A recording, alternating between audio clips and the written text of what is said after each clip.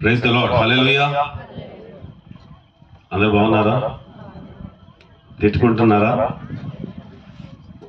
ఒక్కరోజు ఇక రేపు మీకు కనపడదు కాబట్టి హాయిగా ఉంటుంది, కానీ ఒక్కరోజు మాత్రం భరించాలి. తెలుసు కదా, నాకు ఎక్కువసేపు మాట్లాడే అలవాట్లేదు. 9:30 అయింది, 12 గంటలకంతా వదిలిపెట్టేస్తాం. సరేనా? నవ్వుతున్నారా? ఓకే, చాలా సంతోషం. ఈ 3 రోజులు కూడా అద్భుతంగా దేవుడు జరిపించాడు సభలు. దేవునికి మాత్రమే మహిమ. తన కార్యాన్ని తాను జరిగించుకున్నాడు. మీరు ఆలోచించాల్సింది ఏంటంటే, ఇవి మనుషుల ద్వారా ఏర్పాటు చేయబడినవి కావు అన్నప్పుడు, దేవుడే మీకోసం ఏర్పాటు చేశాడు అనుకున్నప్పుడు, దేవుడు మీతో మాట్లాడుతున్నాడు అన్న విషయాన్ని మీరు గమనించాలి. వాక్యం వింటూ ఉన్నప్పుడు దేవుడు మీతో మాట్లాడడానికి ఇష్టపడుతున్నాడు అన్న విషయాన్ని గమనించి, వాక్యాన్ని జాగ్రత్తగా విని మన జీవితాలను మార్చుకోవడానికి మనం ప్రయత్నం చేద్దాం. దేవునికి వందనాలు తెలియజేస్తున్నాను. అలాగే నన్ను ఆహ్వానించినటువంటి మరి సంఘ బిడ్డలందరికీ కూడా, సంఘ నాయకులకు కూడా యేసు ప్రభు నామములో శుభాలు తెలియజేస్తున్నాను. ఇచ్చేసిన మీ అందరికి కూడా యేసు ప్రభు నామములో ఆహ్వానం తెలియజేస్తున్నాను. ప్రార్థన చేసుకుందాం. ప్రభు, మీకు వందనాలు తెలియజేస్తున్నాం.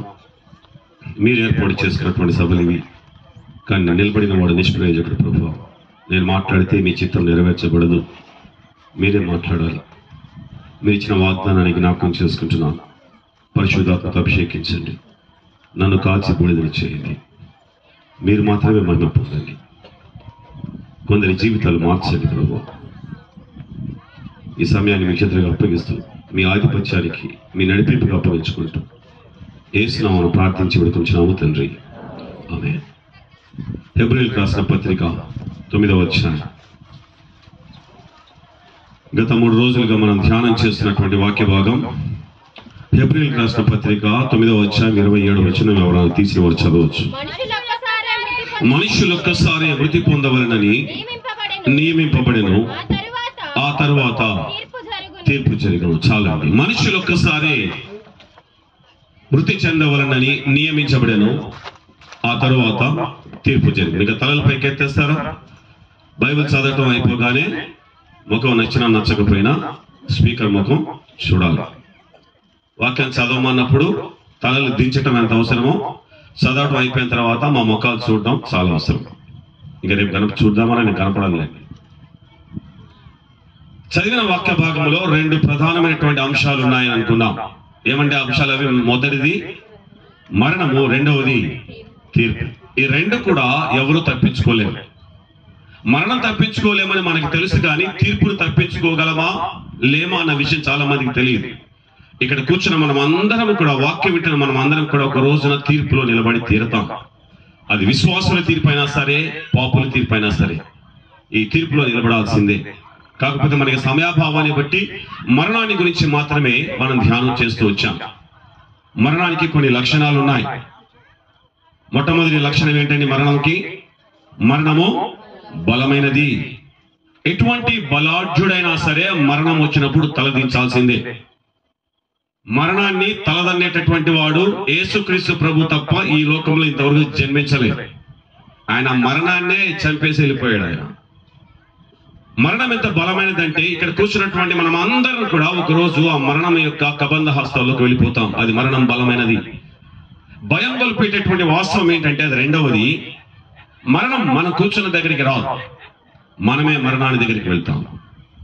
చూస్తున్నటువంటి అనేకమైనటువంటి సంఘటనలు ఏం సంకేతం పంపిస్తున్నాయంటే, ఒక్కొక్కసారి మనమే రిజర్వేషన్ చేయించుకొని మనం వెళ్తాం. అదేదో పని మీద వెళ్తున్నాం అనుకుంటాం, కానీ అక్కడికి వెళ్ళిన తర్వాత జరిగేది ఏంటంటే మనం చనిపోవడమే. మరణాన్ని మనమే వెతుక్కుంటూ వెళ్తాం. ఎన్నో ఇన్సిడెంట్స్ మీరు పేపర్ చదివితే అర్థమవుతుంది మీకు. కాకినాడలో పాస్టర్ గారు హైదరాబాద్ వచ్చి కాకినాడ వెళ్ళిపోతున్నాడు. రాత్రి 2-2:30 గంటల టైంలో రాజమండ్రికి యువతల కొవ్వూరు దగ్గర ఎక్కడో దిగి టీ తాగారట. అప్పటి వరకు వాళ్ళ బాబాయ్ నడిపిస్తున్నాడు. టీ తాగిన తర్వాత పాస్టర్ గారు అన్నారు, బాబాయ్ నువ్వు చాలాసేపు డ్రైవ్ చేసావు కదా రాత్రి, నేను డ్రైవ్ చేస్తాను, పక్క కూర్చో అన్నాడట. సరే పాస్టర్ గారు తీసుకున్నారు, 5 నిమిషాలు యాక్సిడెంట్ అయింది, చనిపోయాడు. ఎందుకు వచ్చాడు ఆయన అక్కడ సీటు మీదకి, డ్రైవింగ్ సీటు మీదకి?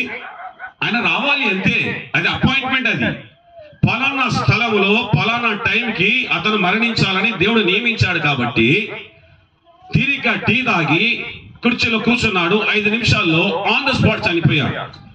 ఇది మనకి తెలియజేసే సత్యం ఏంటంటే, మరణం అనే దాన్ని మనమే బహుశా వెతుక్కుంటూ వెళ్తామేమో. ఆ టైం వచ్చినప్పుడు ఆ స్థలాన్ని కానీ ఆ యొక్క టైంని కానీ మనము దాటి వెళ్ళలేము. ఆ విషయాన్ని గమనించండి. ఒకవేళ నువ్వు ఇంటిలో నుంచి బయటికి వెళ్తున్నా ప్రతిసారి కూడా, అది నాకు వినపడుతుందమ్మా, గొట్టం ఏదైనా చేదండి, వెళ్తున్న ప్రతిసారి కూడా మనం క్షేమంగా రావాలి అంటే దేవుని కృప ఉండాలన్న విషయాన్ని జ్ఞాపకం చేసుకోండి. మరణం బలమైనది. రెండవది, మరణాన్ని మనమే వెతుక్కుంటూ వెళ్తాం. మూడవది ఏముందండి? మరణానికి జాలి, దయ, పక్షపాతం లాంటివి ఏమీ లేవు.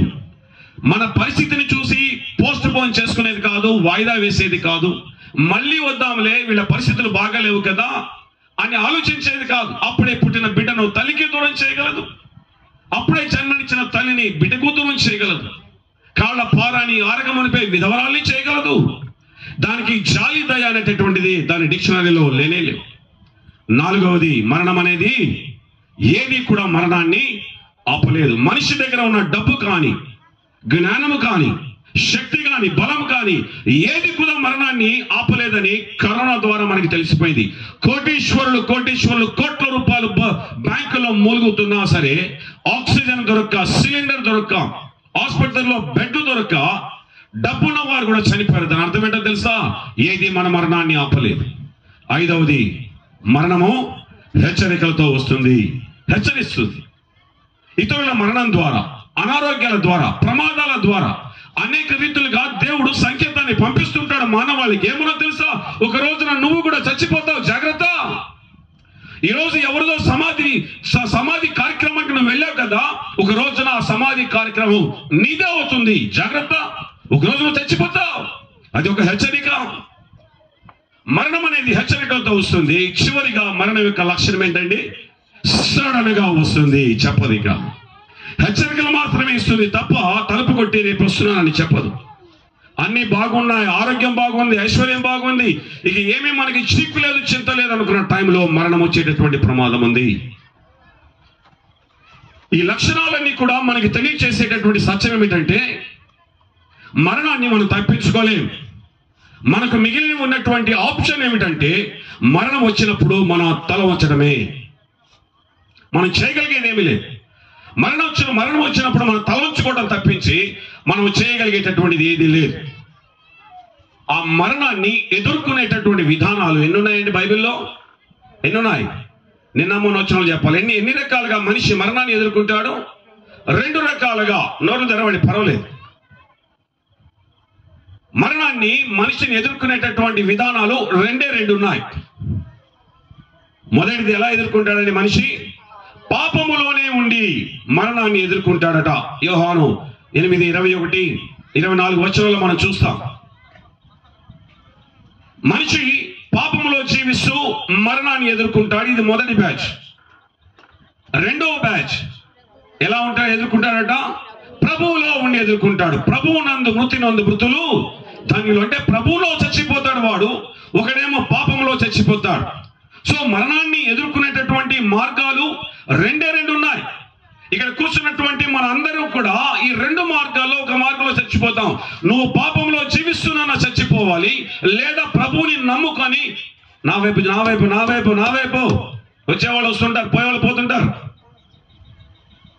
కూర్చోమ్మా, తొందర కూర్చో.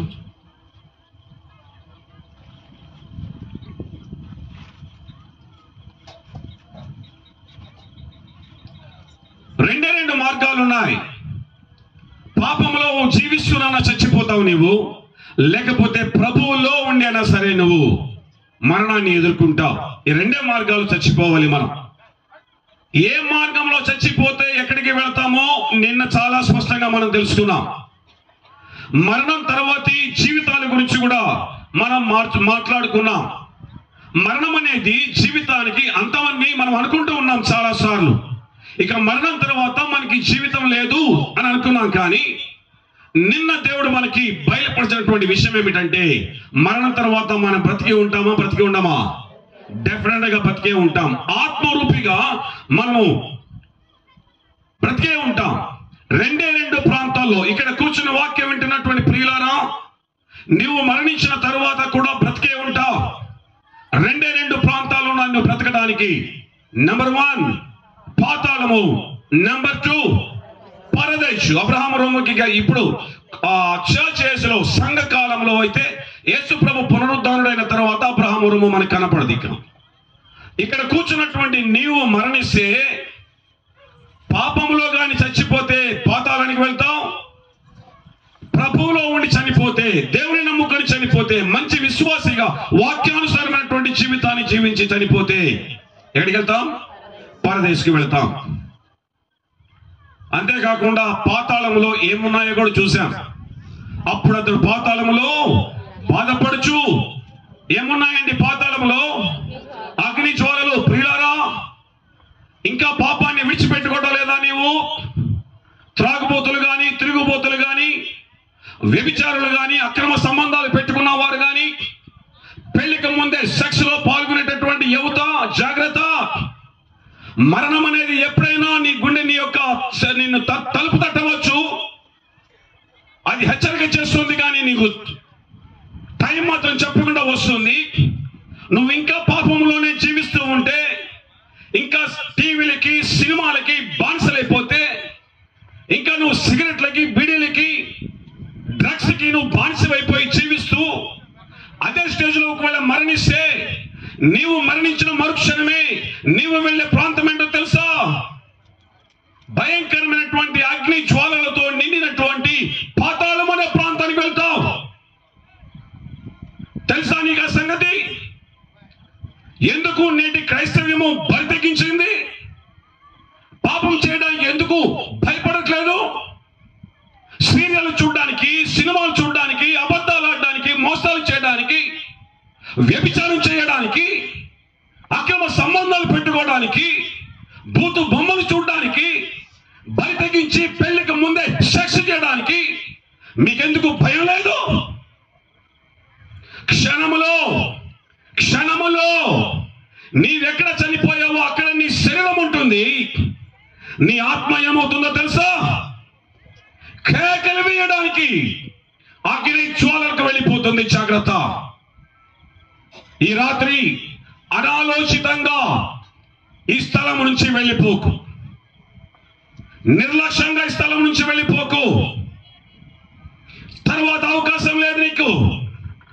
మరణించిన తరువాత పశ్చాత్తాప పడదామన్నా, మారు మనసు పొందుదామన్నా నీకు అవకాశం ఉండదు. పాపములో నువ్వు మరణాన్ని ఎదుర్కొంటే ఎంత ఘోరమైన నష్టమో తెలుసా? ఆ పాతాళంలో అగ్ని జ్వాలలు ఉన్నాయి. స్పర్శతో కూడినటువంటి బాధ, వేదన, కాలిపోతున్నటువంటి ఆ బాధ, ఏడుస్తూ ఉంటావు. ఏడుపును పండ్లు కొరుకుటా, కేకలు వేస్తూ ఉన్నాడట. ఒక రోజా, 2 రోజులా? కాదుగా. ఎంతకాలం తెలుసుగా. మరి ఎందుకు ఇంకా పాపములోనే జీవిస్తున్నావు? బయటికి రావా? ఈ సభలు నీకోసమే ఏర్పాటు చేయబడ్డాయి. ఇమాన్యుయల్ అనేటటువంటి సోదరుడు ఇక్కడ నిలబడాలి ఈ రోజున. కానీ ఆయన స్థానంలో నన్ను నిలబెట్టాడు దేవుడు. ఎందుకో తెలుసా? మీలో చాలా మంది పాపములోనే జీవిస్తున్నారు. మీలో చాలా మంది చచ్చిపోతే అగ్ని జ్వాలలకు వెళ్ళడానికి సిద్ధంగా ఉన్నారు. దేవుడు మిమ్మల్ని హెచ్చరించడానికి తన ప్రణాళిక అంతా కూడా మార్చేశాడు. ఆ దేవుని ప్రేమను గమనించండి. నిర్లక్ష్యంగా వెళ్ళిపోకండి. ఆ అగ్ని జ్వాలలు ఎలా ఉంటాయో తెలుసా? స్పర్శతో కూడినటువంటి భయంకరమైన మంటలు. దాహం వేస్తుంది, నీళ్ళు ఇచ్చేవాడు ఉండడు. ఆకలి వేస్తుంది, అన్నం పెట్టేవాడు ఉండడు. జ్ఞాపక శక్తి మనసును తోల్చేస్తుండదు. అయ్యో, ఆ రోజున నేను రక్షణ పొంది ఉంటే ఎంత బాగుండేది. అప్పటి నుంచి నేను పాపాన్ని మానివేసి ఉంటే ఎంత బాగుండేది. అప్పటి నుంచి దాన్ని విడిచిపెడితే ఎంత బాగుండేదని నీకు జ్ఞాపకం వస్తాయి. కానీ దానివల్ల ఏమీ లాభం లేదు. ఆ బాధ ఈరోజు పడితే ఆ భయంకరమైనటువంటి అగ్ని జ్వాలల నుంచి ఈరోజు నువ్వు తప్పించుకోగలవు. హల్లెలూయా.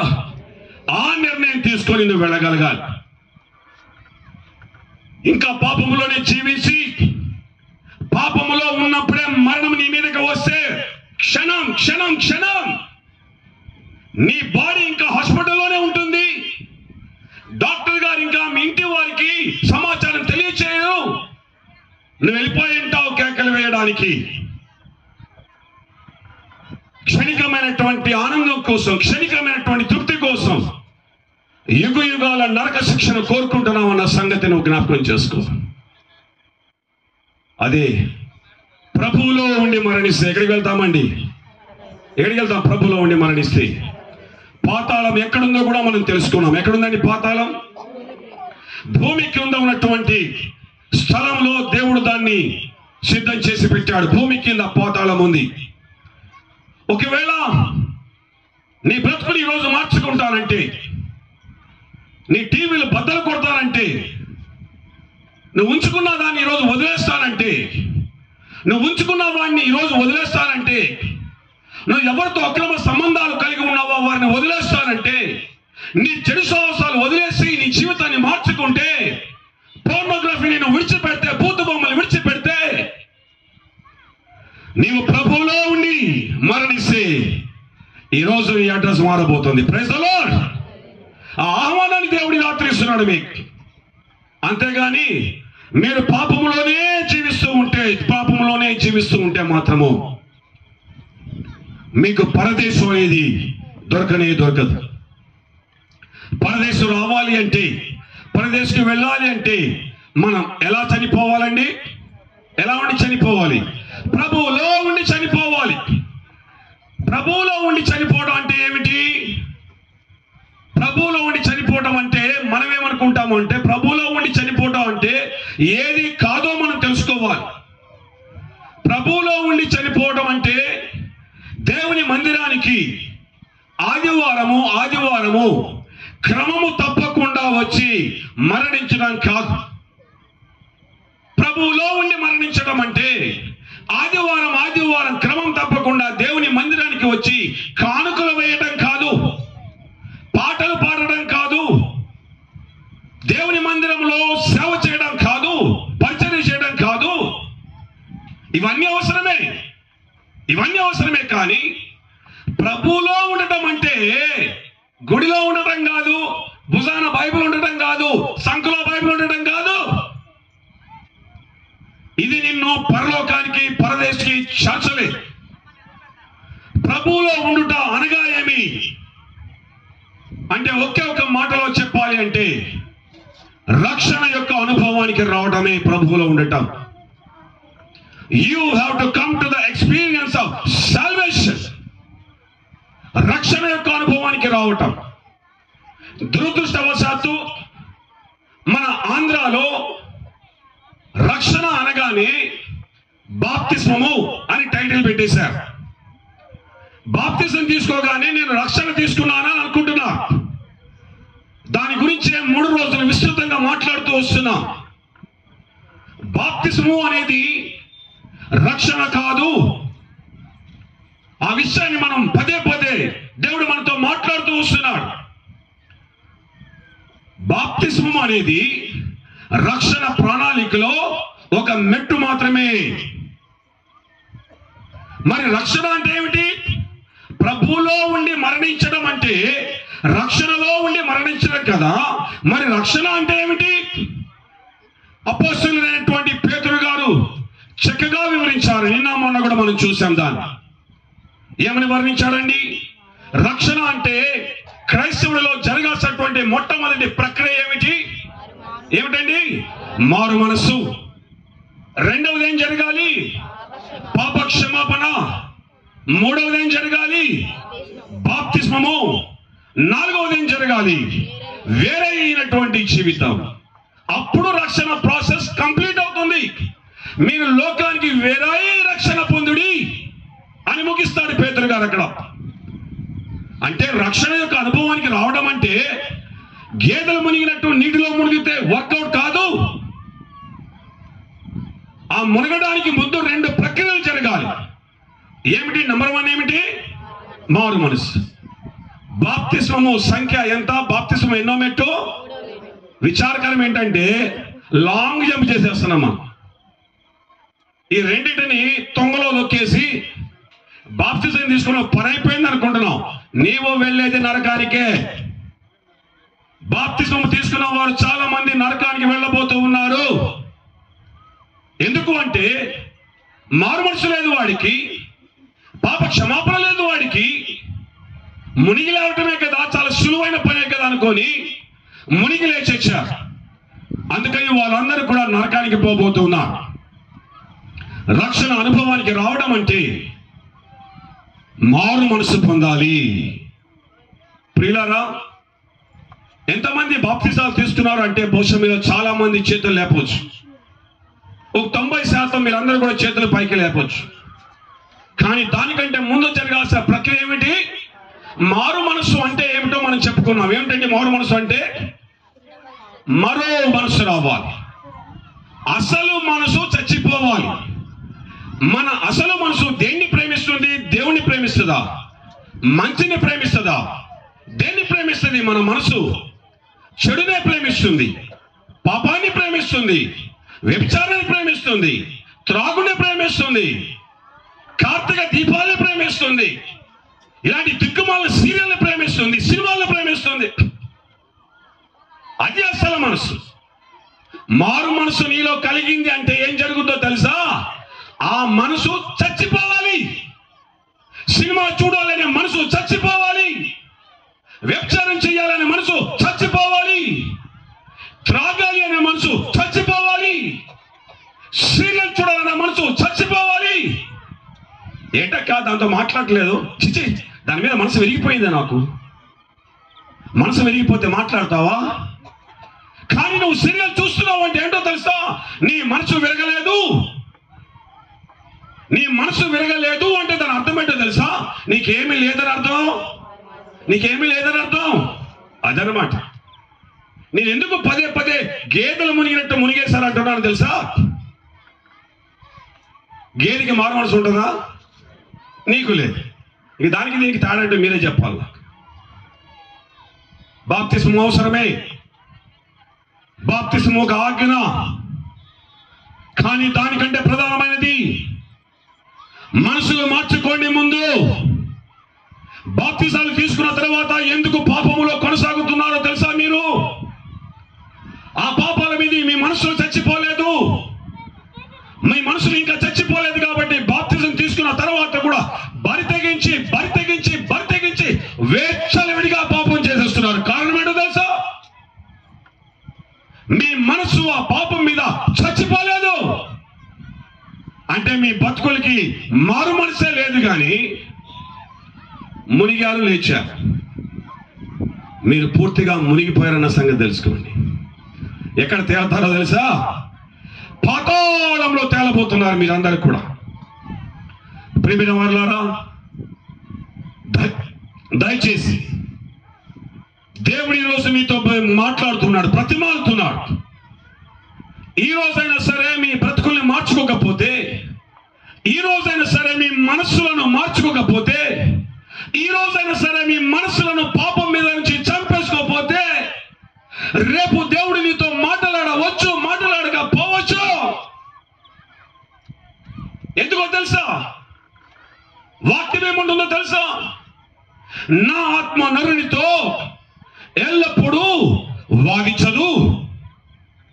ఆదికాండం 6:3 చూడకండి, అవసరం లేదు. నా ఆత్మ నరునితో ఎల్లప్పుడూ వాదించదు. దాని అర్థం ఏంటో తెలుసా? ఈ రాత్రి మాట్లాడుతున్న దేవుని ఆత్మ రేపు నీతో మాట్లాడవచ్చు, మాట్లాడకపోవచ్చు. ఈరోజు మారు మనసు పొందమని, మనసును మార్చుకోమని బామాలుతున్నటువంటి దేవుని ఆత్మ రేపు బ్రతిమాలవచ్చు, బ్రతిమాల లేకపోవచ్చు.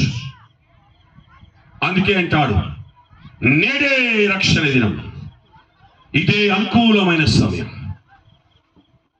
రక్షణ ప్రభువులో ఉండి మరణాన్ని ఎదుర్కోవడం అంటే రక్షణ అనుభవానికి రావడం. రక్షణ అనుభవానికి రావడం అంటే మొట్టమొదటి మెట్టు మారు మనసు. దయచేసి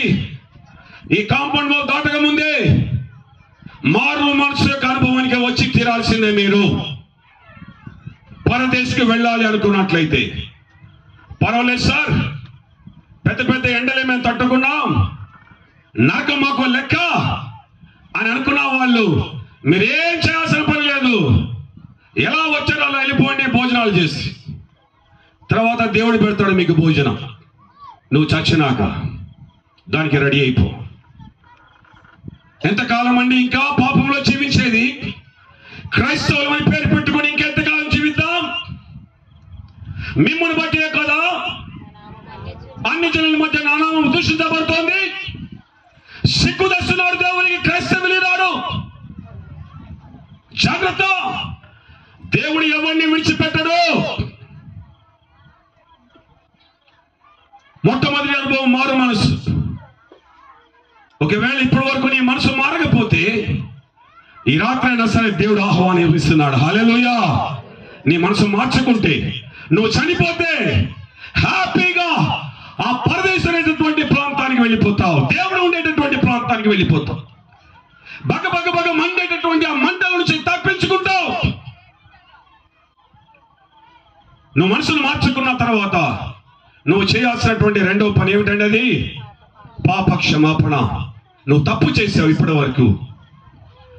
ఆ పాపాలన్నీ కూడా యేసుక్రీస్తు ప్రభు యొక్క శిలువ యొద్దకు వచ్చి, ప్రభువా నేను పాపినయ్యా, నన్ను క్షమించు, నా కొరకే కదా నువ్వు రక్తాన్ని చిందించింది, ఆ రక్తంతో కడిగి నా పాపాలన్నీ తుడిచివేసి నన్ను పరిశుద్ధిగా చేయ్యా అని ప్రార్థన చేయాలి. యేసు ప్రభు రక్తం చిందించింది గుడ్ ఫ్రైడే ఈస్టర్ సెలబ్రేట్ చేసుకోవడానికి కాదు. యేసు ప్రభు ఈ లోకానికి వచ్చింది క్రిస్మస్ సెలబ్రేట్ చేసుకోవడానికి కాదు. యేసయ్య ఈ లోకానికి వచ్చింది నా పాపాలు కడిగి పరిశుద్ధిగా చేసి నరకం నుండి తప్పించి, అగ్ని నుండి తప్పించి బంగారు పట్టణానికి తీసుకుని వెళ్ళడం కోసమే యేసయ్య రక్తాన్ని చిందించాడు. ఒక శుభవార్త చెప్పనా? ఈ రాత్రి ఆ రక్తం నీకు అందుబాటులో ఉంది. ఈ రాత్రి ఆ శిలువ నీకు అందుబాటులో ఉంది. ఈ రాత్రి ఆ యేసయ్య నీకు అందుబాటులో ఉన్నాడు. ఆయన పాదాల మీద పడాలి. నువ్వు పాప క్షమాపణ అనుభవానికి రావాలి. నిన్నటి దినాన నేను నా యొక్క సాక్ష్యాన్ని మీతో పంచుకున్నా. ఏ రీతిగా కలువరి శిలువ యొద్దకు వెళ్ళి నా పాపాలు ఏ రీతిగా ఒప్పుకున్నాను. ఇలాంటి ఒక రోజు సువార్త వినిపించినప్పుడు, నా దేవుడు నాతో మాట్లాడినప్పుడు, ఆ యేసు పాదాల మీద పడి ప్రభువా నన్ను క్షమించని ప్రార్థించినప్పుడు నా పాపాలన్నీ యేసే కడిగేసి నాకు రక్షణను అందించాడు. అదే యేసయ్య ఈరోజు మన మధ్య సంచరిస్తూ ఉన్నాడు. హల్లెలూయా. అవకాశాన్ని జార విడుచుకోబాకండి. మొదటిది మారు మనసు పొందండి, మనసును మార్చుకోండి. ఆ తర్వాత యేసు ప్రభు యొక్క శిలువ ఎందుకు వచ్చి నీవు పాపిని గ్రహించు, నీ పాపం నిన్ను అగ్నికి తీసుకువెళ్తుందని గ్రహించు. ఆ పాపాలు కడగడానికే యేసయ్య రక్తాన్ని చిందించాడని గ్రహించి ఆ శిలువ యొద్దకు వచ్చి పాపాలు ఒప్పుకుంటే జరిగేటటువంటి అనుభవమే పాప క్షమాపణ అనుభవం. జరిగి తీరాల్సిందే. క్రమం ఉంది, ఒక ఆర్డర్ ఉంది. నేను మనసు మార్చుకున్నా మునిగేస్తా అంటే కాదు. నీవు మనసు మార్చుకున్నావు కానీ నీ పాపాలు కడగబడాలి కదా. యేసయ్య నీ పాపాన్ని నా పాపాన్ని తన మీద వేసుకుంటాడు. తన నీతిని తన పరిశుద్ధతను మనకు ఆపాదిస్తాడు. ఆ రక్తము ద్వారానే మనకు పరిశుద్ధత వస్తుంది. మారు మనసు, పాప క్షమాపణ. మూడవది ఏం తీసుకోవాలండి? బాప్తిస్మం. Very good. ఎప్పుడన్నా మీకు ఈ ఆలోచన వచ్చిందా? అసలు ఎందుకు బాప్తిసం? నీటిలో మునిగి లేచే ప్రక్రియ ఎందుకు? ఏంటది? ఒక ఆచారమా? ఆ విషయాన్ని మనం గమనించాలి. దానికన్నా ముందు కొన్ని వాక్య విరుద్ధమైనటువంటి బాప్తిసాలు ఉన్నాయి. జాగ్రత్త, అవి హెచ్చరిక చేస్తాను మీకు. వాక్య విరుద్ధమైనటువంటి బాప్తిసాలు. నెంబర్ 1 ఏమిటంటే, మారు మనసు అక్కర్లేదు, పాప క్షమాపణ అక్కర్లేదురా, నువ్వు మునిగిన తర్వాత నువ్వు మానొచ్చు అని చెప్పే పాస్టర్ని నేను విన్నా. ఇది తప్పుడు బాప్తిస్మము. అని ఇంకెంతకాలం రా? తీసేసుకోక పని అయిపోద్ది. ప్రియులారా, మారు మనసు లేకుండా, పాపక్షమాపణ లేకుండా, వాక్యం ద్వారా నువ్వు గద్దించబడి వాక్యాన్ని బట్టి దేవుని యొద్దకు వచ్చి పాపక్షమాపణ పొందకుండా తీసుకునేటటువంటి బాప్తిసానికి విలువ లేదు. అది మొట్టమొదటి మనం గమనించాలి. బాప్తిజం తీసుకోవాలని అనిపించినప్పుడు నీలో ఈ రెండు ప్రక్రియలు జరిగాయా లేదా అనేది ప్రశ్నించుకోండి. ఒకవేళ మీ సంఘాలలో ఎవరైనా మిమ్మల్ని తొందర పెట్టినా ఒకటే మాట చెప్పండి, అయ్యా నేను బాప్తిజము తీసుకోలేను, ఎందుకంటే నా మనసు ఇంకా మారలేదు, నా మనసు ఇంకా చచ్చిపోలేదు, యేసయ్య రక్తంతో నా పాపాలు కడగబడలేదు అనే విషయాన్ని చాలా స్పష్టంగా చెప్పేసేయండి. వాక్య విరుద్ధమైనటువంటి బాప్తిస్మం అది. రెండవది, కొన్ని సంఘాలలో చిన్న పిల్లలకే బాప్తిస్మం ఇస్తారు. చిన్న పిల్లల బాప్తిసాలు కావు. ఒకవేళ ఇక్కడ కూర్చున్నటువంటి మీరు చిన్నప్పుడే మాకు సంఘాలలో బాప్తిజం ఇచ్చేశారండి కాబట్టి ఇంకా నాకు అవసరం లేదని అనుకుంటున్నారేమో. చిన్న పిల్లల బాప్తిసాన్ని బైబిల్ సమర్థించదు. చిన్న పిల్లల బాప్తిజం అనేది ఎక్కడా మనకి కనపడదు. నీవు ప్రమాదంలో ఉన్నావు కాబట్టి నీవు మళ్ళీ బాప్తిజం తీసుకోవాల్సిందే. నీవు తీసుకున్నటువంటి చిన్న పిల్లల బాప్తిస్మముగా పరిగణించబడదు. వాక్యం ప్రకారము నువ్వు అసలు బాప్తిజం తీసుకోనట్టే లెక్క. కాబట్టి చిన్న పిల్లల బాప్తిజం తీసుకున్నాం, మా బాప్తిస్మ కార్యక్రమాలు అయిపోయిన అనుకున్న వారు గమనించండి. మళ్ళీ మీరు మారు మనసు పాపక్షమాపణ అనుభవం ద్వారా ముంచుడు బాప్తిజానికి రావాల్సిందే. చిన్నపిల్లల బాప్తిస్మము కాదు. చిలకరింపు బాప్తిస్మం బైబిల్ ఎక్కడన్నా ఉందా? చిలకరింపు బాప్తిస్మము కూడా బైబిల్లో లేదు. It is unbiblical. ఆ బాప్తిస్మముగా పరిగణించబడదు. ఎందుకు చెప్తున్నానంటే, ముంచుడు బాప్తిస్మమే ఎందుకు వాక్యానుసారం అంటే, ఒక అడుగు ముందుకు వెళ్ళినాక మీకు అర్థమవుతుంది. చెప్తాను నేను. నువ్వు ఒక చిలకరింపు బాప్తిజం తీసుకుంటే అది బాప్తిజం కాదు కాబట్టి మళ్ళా మొదటి నుంచి రావాల్సిందే. నువ్వు మారు మనసు అనుభవానికి రావాలి, పాపక్షమాపణ అనుభవానికి రావాలి, ఆ తర్వాత ముంచుడు బాప్తిజం యొక్క అనుభవానికి రావాలి. చిన్నపిల్లల బాప్తిజం కానీ, చిలకరింపు బాప్తిజాలు కానీ, మారు మనసు పాపక్షమాపణ లేనటువంటి బాప్తిజాలు కానీ వాక్యపు కోణంలో ఆలోచిస్తే బైబిల్ ఆ యొక్క బాప్తిజాలని ఆమోదించదు. ఇంకొకటి విన్నారా?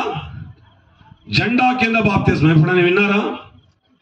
జెండా కింద బాప్తిస్మం మీ గుంటూరు జిల్లాలో ఎక్కువ. అది ఒక జెండా పాతి పెడతారు, దాని నీడ ఉంటుంది అనుకుంటా, దానికి దాటుకుంటూ వెళ్ళిపోతారు. అటు బాప్తిస్మం అయిపోయినట్టే.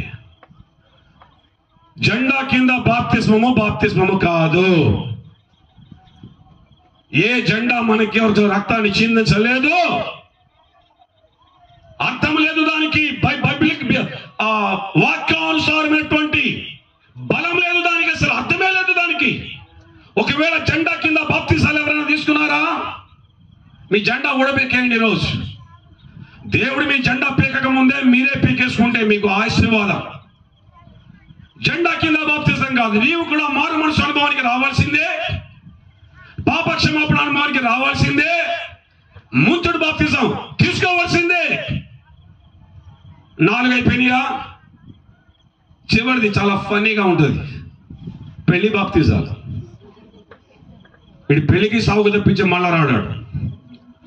పెళ్లికి బాప్తిజం తీసుకున్నాడంటే పోయాడంటే మళ్ళీ ఆడ సమాధి పెట్టి రావాల్సిందే చర్చికి. మళ్ళీ కనపడ్డాడు. తీసుకునేవాడు కాదు, ఇచ్చినోడు కూడా పోతాడు. జాగ్రత్త. ఎవరిని వదిలిపెట్టాడు సార్. పెళ్లికి బాప్తిజం ఏంటండి? దానికి దీనికి లింక్ ఏంటంటే అసలు నాకు అర్థం కాదు. పెళ్లి బాప్తిజం తీసేనాం అనుకొని నేను కూడా బాప్తిజం తీసుకేసాను అనుకుంటాడు వాడు. బాప్తిజం తీసుకున్నటువంటి ఆ యొక్క సంతోషంలో 2 పెగ్గులు ఎక్కువ పడతాడు. ఆ రోజు పోయాడు. ఎందుకు? వాడి బతికి మనసు మారదు కదా, వాడికి బాప్తిజం అంటే అర్థం తెలియదు, విలువ తెలియదు కదా. ఇవన్నీ కూడా వాక్య విరుద్ధమైనటువంటి బాప్తిజాలు. పాపక్షమాపణ, మారు మనసు పాపక్షమాపణ లేకుండా తీసుకునే బాప్తిజము వాక్య విరుద్ధమైనది. చిన్నపిల్లల బాప్తిస్మము వాక్య విరుద్ధమైనది. చిలకరింపు బాప్తిస్మము వాక్య విరుద్ధమైనది. జెండా కింద బాప్తిస్మము వాక్య విరుద్ధమైనది. పెళ్లి మొదటి బాప్తిస్మము వాక్య విరుద్ధమైనది. ఈ బాప్తిజాలు తీసుకున్న వాళ్ళు ఎవరన్నా ఉన్నట్లయితే ఈ రాత్రి మీరు గమనించాలి, మీరు బాప్తిజాలు తీసుకోలేదు. మళ్ళీ మారు మనసు పొంది మళ్ళీ పాపాలన్నీ యేసయ్య రక్తంలో కడగబడిన తరువాత దేవుడు మీకు ఇచ్చినటువంటి నడిపింపును బట్టి అప్పుడు మీరు ముంచేటటువంటి బాప్తిజం తీసుకోవాలి. ఇప్పుడు ఒక ప్రశ్న వేయండి నన్ను, ఎందుకండి ముంచే బాప్తిస్మం ఎందుకు? ముంచే బాప్తిస్మం ఎలా ఇస్తారు? నా వైపు చూస్తారా? బాప్తిస్మం మీకు ఇచ్చేటప్పుడు 3 ప్రక్రియలు జరుగుతాయి బైబిల్ ప్రకారం. బైబిల్ బాప్తిస్మాన్ని డిఫైన్ చేసినప్పుడు 3 స్టేజెస్ ని చూపిస్తుంది.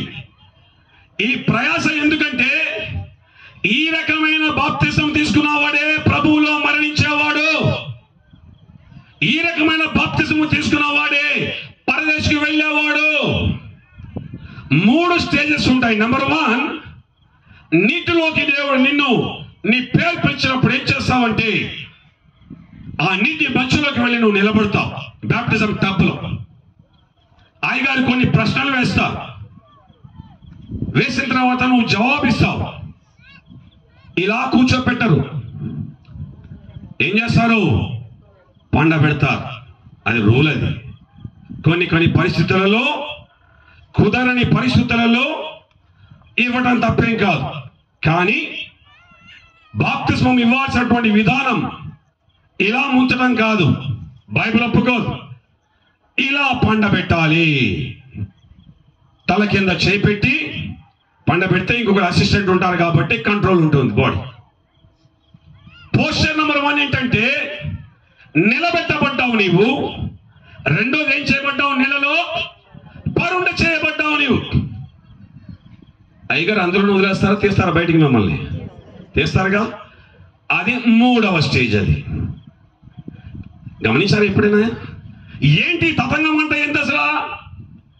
ఎందుకు నీటిలో నిలబడటం? ఎందుకు నీటిలో పండుకోవడం? ఎందుకు నీటిలో నుంచి లేవడం? ఎందుకు బాప్తిసానికి ఇంత పెద్ద తతంగం ఏంటి? ఈ రాత్రి మీరు అదే తెలుసుకోవాలి. ఎందుకు ముంచుడు బాప్తిసం మాత్రమే వాక్యానుసారమైనదంటే ముంచుడు బాప్తిసాన్ని, ఈ బాప్తిసాన్ని చక్కగా నిర్వచించాడు అపోస్తలుడైనటువంటి పౌలు. చక్కగా నిర్వచించాడు. అసలు బాప్తిజం అంటే ఏమిటి, బాప్తిజం ఎందుకు తీసుకోవాలి, ఆ పోస్చర్ ఎలా ఉండాలి, బాప్తిజం తీసుకునేటప్పుడు ఏ స్థితిలో ఉండాలి, ఇవన్నీ కూడా అపోస్తలుడైనటువంటి పౌలు గారు ఎక్సలెంట్ గా చెప్పారండి. ఒక దగ్గర చూడండి, రోమీయులకు రాసిన పత్రిక 6వ అధ్యాయము 3-4 వచనాలు చదవచ్చు ఎవరైనా. క్రీస్తు యేసులోనికి రోమా 6:3-4 క్రీస్తు యేసులోనికి బాప్తిస్మము పొందిన మనమందరము ఆయన మరణములోనికి బాప్తిస్మము పొందితమని మీరు ఎరుగరా?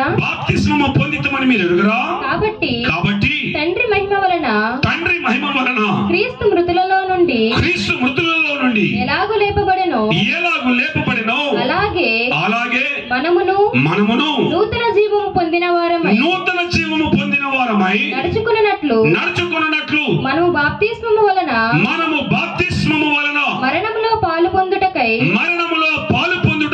ఆయనతో కూడా పాతి పెట్టబడితిమి. చాలండి. హల్లెలూయా, హల్లెలూయా. అలసట నాకు రావాలి, నీకు కాదు. హల్లెలూయా. చదివినటువంటి వాక్య భాగం నా వైపు చూస్తే మీకు అర్థమవుతుంది, బైబిల్ చూస్తే అర్థం కాదు. ఎంత అద్భుతమైనటువంటి నిర్వచనం ఇచ్చారంటే అపోస్తలుడైనటువంటి పౌలు ఈ 3-4 వచనాలలో యేసు ప్రభు యొక్క మరణం, యేసు ప్రభు యొక్క భూస్థాపన, యేసు ప్రభు యొక్క పునరుద్ధానం 3 కూడా వాక్యంలో చూపించాడు అపోస్తలుడైన పౌలు. 3 విషయాలు: యేసు ప్రభు యొక్క మరణం, యేసు ప్రభు యొక్క భూస్థాపన సమాధి, 3వది యేసు ప్రభు యొక్క పునరుద్ధానం. ఆ విషయాలు ఈ బాప్తిస్మం యొక్క ప్రక్రియలో జ్ఞాపకం చేస్తూ ఏమంటున్నాడంటే, క్రీస్తు యేసులోనికి బాప్తిజం పొందిన మనమందరము, అంటే బాప్తిజం తీసుకున్న వాళ్ళందరూ క్రీస్తు యేసులోనికి బాప్తిజం పొందిన మనమందరము ఆయన మరణములోనికి బాప్తిజం తీసుకున్నామాట. నా వైపు చూడండి. యేసు ప్రభు మరణించారండి. బాప్తిస్మం ద్వారా నువ్వు ఏమి చాటి చెప్తున్నావో తెలుసా? ఆ టబ్బులోనో చెరువులోనో నువ్వు నిలబడినప్పుడు ఇలా నిలబడి ఉన్నావు. నీ చుట్టూ ప్రజలు ఉన్నారు, నీ కుటుంబ సభ్యులు ఉన్నారు, నీ సంఘ సభ్యులు ఉన్నారు. వారందరూ నిన్ను అడుగుతున్నారు మౌనంగా, నోరు తెరిచి అడగటం లేదు కానీ మౌనంగా నిన్ను ప్రశ్నిస్తున్నారు. ఏమని? అమ్మా, ఏమిటి నీళ్ళలో నిలబడ్డావు? బాబు, ఏమిటి నీళ్ళలో నిలబడ్డావు అని అడిగితే మౌనంగా నువ్వు ఇచ్చే సమాధానం ఏంటో తెలుసా? యేసుక్రీస్తు ప్రభువులో బాప్తిస్మం తీసుకున్నటువంటి నేను, నా యేసు నా పాపాల కొరకు చనిపోయినట్టు ఈ రోజు నుంచి నేను నా పాపాల కోసం చనిపోతున్నాను అని చెప్పడమే బాప్తిస్మము. Praise the Lord. ఇంత సీన్ జరిగిందంటారా మన బాప్తిసాల్లో? తెలుసా అసలు మనకి ఇది సంగతి? క్రీస్తు యేసులోనికి బాప్తిస్మం పొందిన మనం అందరము ఆయన మరణములో బాప్తిజం పొందామంట. దాని అర్థం ఏంటో తెలుసా? యేసు క్రీస్తు ప్రభు యొక్క మరణము, భూస్థాపన, పునరుత్థానములలో మనము కూడా పాలి భాగస్థులము కావడమే బాప్తిజం యొక్క అర్థము. రాగాడిది పోగాడిది, స్వామి చెప్పినట్టు రావాలి పోవాలి, అంతే మన సంగతి. అది కాదు క్రైస్తవ జీవితం. ప్రియులారా, నువ్వు నీటిలో మునిగి లేచావేమో, అర్థం లేనటువంటి బాప్తిజం తీసుకున్నావు. నీవు బాప్తిజం యొక్క అర్థం ఏంటో తెలుసా?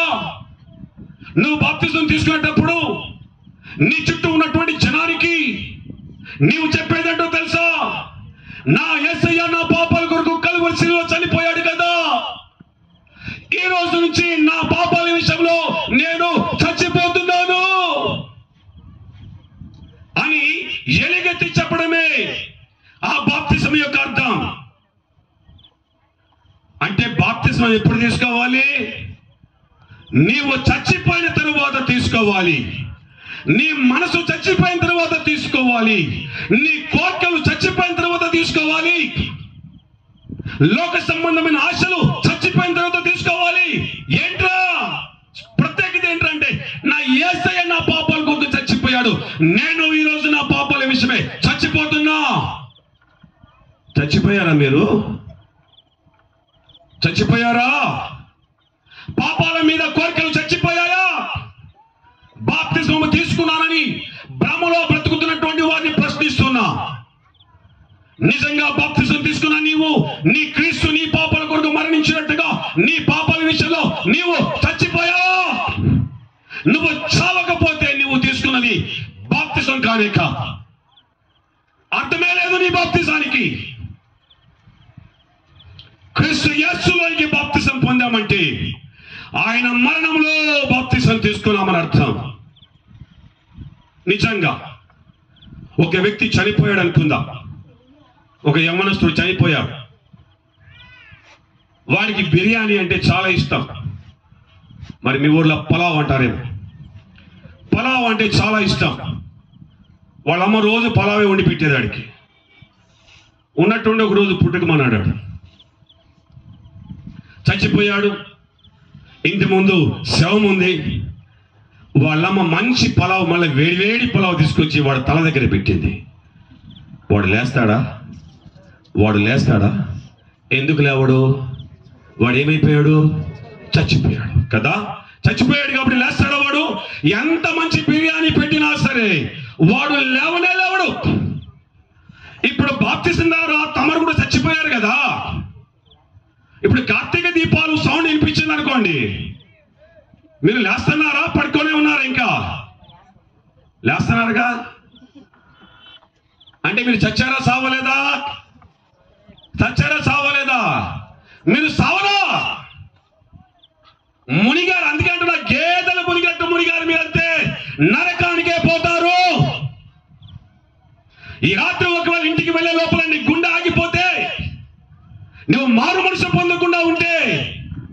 నువ్వు బాప్తిజం తీసుకున్నాను అనుకుంటున్నావు కదా, నీవు వెళ్ళేది అగ్ని జ్వాలలకే. ఎందుకో తెలుసా? బాప్తిజం అంటే ఏంటో తెలుసా? నా యేసు నా కొరకు చచ్చిపోయినట్టుగా నేను నా పాపాల విషయంలో చచ్చిపోతా. వాడు అమ్మ బిర్యానీ తీసుకొచ్చి వాడు తలకాయ దగ్గర పెట్టగానే వాడు డింగమ్మలు వేసి కూర్చున్నాడు. మళ్ళా వాడు చచ్చినట్టు నటిస్తున్నాడా? యాక్టర్స్ చాలా మంది ఉన్నారు ఇక్కడ. ఇస్తాడు, అవార్డ్స్ ఇస్తాడు మీకు. చచ్చినాక ఉన్నాయి మీకు అవార్డులు. జాగ్రత్త. ఎవరికి ఇవ్వవలసిన జీతము వారికి నేను ఇస్తాను. నా దగ్గర ఉంది. ఖబర్దార్. ఎంతకాలం ఇంకా దానిని ప్రేమిస్తున్నావు నీవు? చివరి రోజు ఈ రోజు. రేపు దేవుడు నీతో మాట్లాడవచ్చు, మాట్లాడకపోవచ్చు. చచ్చిపోవాలి. చచ్చిపోయినట్టు నటిస్తున్నాం. ఆదివారం రాగానే ఎక్కలేని భక్తి అండి.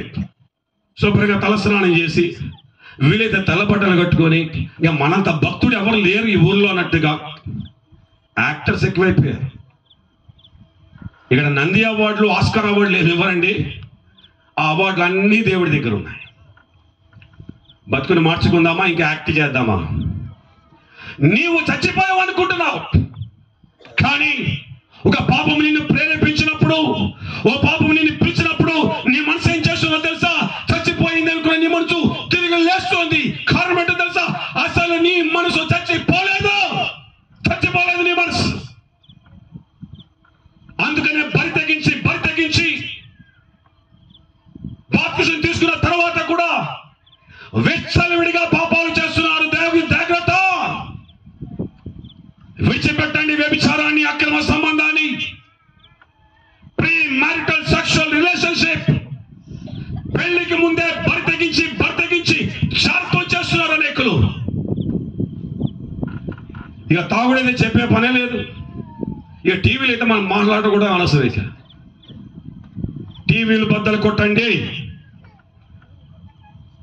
చూడటం మానేయలేటం మీ వల్ల కాకపోతే తీసుకెళ్లి బోధలో పడేయండి. చచ్చిపోవాలి క్రైస్తవమా. క్రీస్తు యేసులోనికి బాప్తిజం పొందిన మనమందరము ఆయన మరణంలో పాలుభాగస్తులమైపోయాం. ఆయన చచ్చిపోయాడు, మనము చచ్చిపోవాలి. మన కోరికలు చచ్చిపోవాలి, మన ఆశలు చచ్చిపోవాలి. బాప్తిజం తీసుకున్నా నీవు క్రీస్తు నీ పాపాల కొరకు చనిపోయినట్టు నీవు కూడా నీ పాపాల కొరకు చనిపోయావా? ఈ క్రియ నీ బాప్తిజంలో జరిగిందా?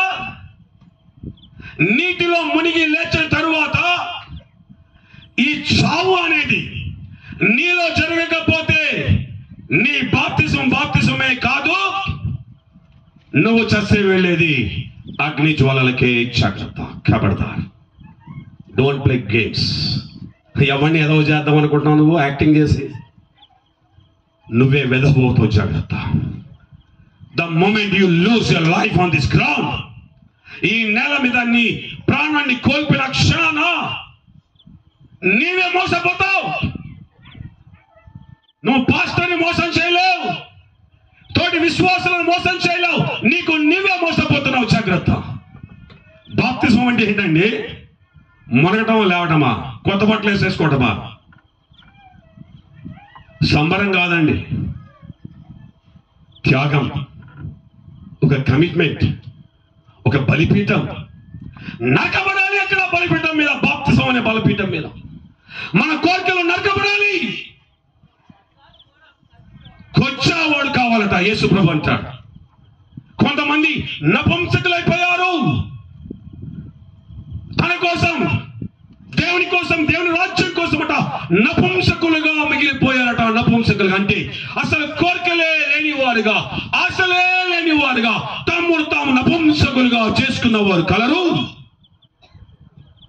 ఆత్మీయ నపుంసకత్వం చాలా అవసరం మనకి. మొదటిది పేతురు పౌలు గారు చక్కగా చెప్పారు.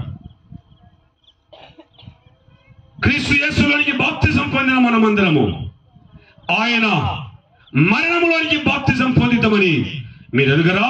ప్రియమైన వారులారా, నీవు బాప్టిజం టబ్లో నిలబడి సాక్ష్యం ఇస్తున్నా ఏమన్నా తెలుసా? నా యేసయ్య చచ్చిపోయాడు, నేను చచ్చిపోయా. ఒకవేళ ఇప్పుడు చావకపోతే ఈ రోజున చచ్చిపోలేను. దేవునితో ఒక కమిట్మెంట్ చేసుకో, ప్రభువా ఆ రోజు నేను చచ్చిపోలేదు, కానీ ఈరోజు నేను చచ్చిపోతా. నా కోరికలు చంపేసుకుంటా, నా ఆశలు చంపేసుకుంటా. నాకు సహాయం చేయి ప్రభువా, నేను ఉండలేకపోతున్నానయ్యా, పాపం ద్వారా లాగబడుతున్నానయ్యా. అయ్యా నీవు నాకు సహాయం చేయ్యా, నన్ను నేను చంపేసుకుంటాను ప్రభు. నా పాపాల కోసం నువ్వు చచ్చిపోయినట్లుగా నా పాపాల విషయమై నేను చచ్చిపోతా. ఈరోజు ఆ నిర్ణయం తీసుకొని ఇక్కడి నుంచి బయటికి వెళ్ళాలి. బాప్తిస్మము నిలబడటం పోస్టర్ అర్థమేంటో తెలుసా? నా యేసయ్య చనిపోయాడు, నేను చనిపోయా. రెండవది ఏం చేయబడ్డాడండి? యేసయ్య సమాధి చేయబడ్డాడు. నీవు నేను, అదే పౌలు రాస్తాడు 4వ వచనం చివరి భాగం 4వ వచనం చూద్దాం ఒకసారి. మనము బాప్తిస్మము వలన మరణంలో పాలు పొందుటకై 4వ వచనం మనము బాప్తిస్మము వలన మరణములో పాలు పొందుటకై ఆయన, కాబట్టి తండ్రి మహిమ వలన క్రీస్తు మృతులలో నుండి ఎలాగు లేపబడెనో అలాగే మనమును నూతన జీవం పొందిన వారమై నడుచుకొనున్నట్లు మనము బాప్తిస్మము వలన మరణములో పాలు పొందుటకై ఆయనతో కూడా పాతి పెట్టబడితిమి. నా వైపు చూడండి. బాప్తిస్మం అంటే ఏంటో తెలుసా? ఆయనతో పాటు చచ్చిపోవడం మాత్రమే కాదు, ఆయన పాతి పెట్టబడ్డాడు కదా. నువ్వు చెప్తా అడుగుతున్నావు, రే ఎందుకురా నిలబడ్డావు అంటే నేను చచ్చిపోయాను. చచ్చినోడా ఇంకా నిలబడినావు ఏంట్రా అంటే వాడు ఏం చేస్తున్నాడు? నన్ను పాతి పెట్టేసేయండి. యేసు ప్రభు పాతి పెట్టబడ్డాడు. యేసు ప్రభు ఏ రీతిగా పాతి పెట్టబడ్డాడు, నేను కూడా సమాధి అయిపోతున్నాను, నేను కూడా భూమి అడుగు భాగానికి వెళ్ళిపోతున్నాను అని చెప్పి వాడు నీటి అడుగు భాగానికి వెళ్తాడు. దాని అర్థం ఏంటో తెలుసా? యేసయ్య సమాధి చేయబడినట్లుగా బాప్తిజం తీసుకునే వారు కూడా క్రీస్తుతో పాటుగా సమాధి చేయబడటమే బాప్తిస్మము. నువ్వు చస్తే సరిపోదు, సమాధి కావాలి. ఎందుకు నేను ఇలా పండబెడుతున్నారో తెలుసా? నువ్వు చచ్చినాక, నేను చచ్చినాక పండబెడతారు కదా మట్టిలో. అది భౌతికంగా జరిగేదైతే అది ఆత్మీయంగా నువ్వు ప్రజలకు చెప్తున్నావు ఏమని? నేను చనిపోవడం మాత్రమే కాదు, పాతి పెట్టబడ్డాను. మనము బాప్తిస్మము వలన, జాగ్రత్త గమనించండి, బాప్తిస్మము వలన మరణములో పాలు పొందుటకై ఆయనతో కూడా పాతి పెట్టబడితిని. బాప్తిస్మములో జరగవలసిన రెండవ ప్రక్రియ, నీ పాప జీవితం క్రీస్తుతో కూడా సమాధి చేయబడాలి. నీ కోరికలు చచ్చిపోతే లాభం లేదు, సమాధి చేయబడాలి. నీ ఆశలు, నీ లోకాశలు, నీ శరీరాశలు, నీ నేత్రాశలు చచ్చిపోతే సరిపోదు. ఏం కావాలవి? సమాధి చేయబడాలి. నిన్ను నీటిలో పూర్తిగా ముంచేసి, అప్పుడు దాని అర్థం ఏంటంటే నేను నీటిలో మునిగిపోయాను. దాని అర్థం ఏంటంటే నేను నా పాప జీవితం విషయమై సమాధి చేయబడ్డాను. ఉదాహరణకి నీటి లెవెల్ ఇది ఉందనుకోండి, మునిగాడు అనుకోండి, ఇట్లా పండబెట్టినప్పుడు కనులు తెరిచాడు అనుకోండి, లోకం చూడగలడా? లోకం కనబడుతుందా? కనపడదు కదా. నీవు కూడా బాప్తిసం తీసుకున్న తర్వాత నీవు సమాధి చేయబడ్డావు అంటే దాని అర్థం ఏంటో తెలుసా? నీకు లోకం కనపడటానికి వెళ్ళలేదు, దేవుడే కనపడాలి. కానీ ఒక్క లోకమే మనకి కనపడుతుంది, ఏమీ కనపడదు. అదే దౌర్భాగ్యం. బాప్తిజం తీసుకున్నావు, నువ్వు చావలేదు. నంబర్ 1, నువ్వు నిజంగా సమాధి చేయబడలేదు. ఎందుకో తెలుసా? సమాధి చేయబడింది. ఒకసారి సమాధి చేయబడిన తరువాత నీవు కనులు తెరిచినా సరే లోకం ఏ రీతిగా కనపడదో నీకు లోకం కనపడడానికి వీలలేదు. ఎంతమంది దుర్మార్గులు ఉన్నారు సార్ ఇక్కడ. బాప్తిజం తీసుకున్నారు కానీ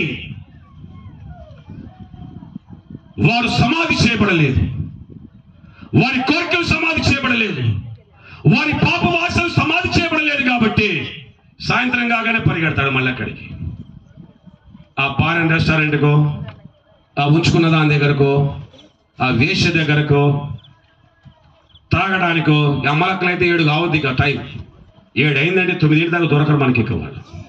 ఎందుకు సావరు కదా వాళ్ళు సావలేదు, సమాధి చేయబడలేదు. బాప్తిసాలు తీసుకునే వాళ్ళకి సరి చేయొద్దంటే ఇంత పైకి ఎత్తారు. మళ్ళీ మీరెవరు బాప్తిసాలు తీసుకోలేదు, గేదెలు మునిగినట్టు మునిగారు అంతే. హలో, మీకు పరలోకం ఇస్తే గేదెలకు కూడా పరలోకం ఇవ్వాల్సి వస్తుంది. నిజమైన బాప్తిసం కావాలి అంటే ఈ రాత్రైనా సరే ఒక నిర్ణయం తీసుకోవాలి.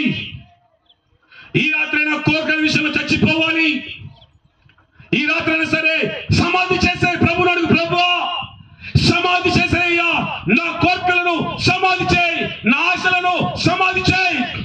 ఇక నుంచి ఆ పాపాలను నేను చేయకూడదయ్యా, ఆ ఆశలు నాలో ఉండకూడదయ్యా. పోరాడాలి, పోరాడాలి, పోరాడాలి. ప్రియమైన వారలారా, ఒకే ఒక క్షణం నీ బ్రతుక్కి నీ చావుకి మధ్య ఉండేది ఒకే ఒక్క క్షణం. ఒక క్షణం క్రిందట బ్రతికి ఉంటావు, ఒక క్షణం తర్వాత మర్చిపోతూ నువ్వు చనిపోయి ఉంటావు. ఆ క్షణానికి ముందే చచ్చిపోవాలి నీ కోరికలు. ఆ క్షణానికి ముందే నువ్వు పాతి పెట్టబడాలి. ఆ బాప్తిసం గురించి మాట్లాడుతున్నాడు. సరేనా? ఈ అనుభవం జరిగిందా నీలో? ఆయన బాప్తిసం తీసుకున్నాం, పర్వాలేదు. కనీసం ఈ రోజైనా సరే ఆయన సిలువ దగ్గరికి వచ్చి క్షమించమని అడుగుదాం. అయ్యా, మాకు చెప్పేవారు ఎవరు లేదు, మాకు తెలియక అజ్ఞానంతో మేము మునిగి లేచామయ్యా, మమ్మల్ని క్షమించయ్యా. ఈ రోజు నుంచి చచ్చిపోతున్నా, సమాధి చేయబడుతున్నా, లోకం కనపడకుండా నాకు సహాయం చేయ్యా. లోకం నన్ను పిలవకుండా, లోకాశలు నన్ను పలకరించకుండా, అయ్యా నన్ను సమాధి చేసేయి, నన్ను సమాధి చేసి. ప్రేమైన వారులారా, ప్రార్థన చేసి తీరాల్సిందే. మీ బ్రతుకులు మార్చుకోవాల్సిందే. లేకపోతే యుగ యుగాల అగ్ని జ్వాలలో మీరు ఉండబోతున్నారు. జాగ్రత్త.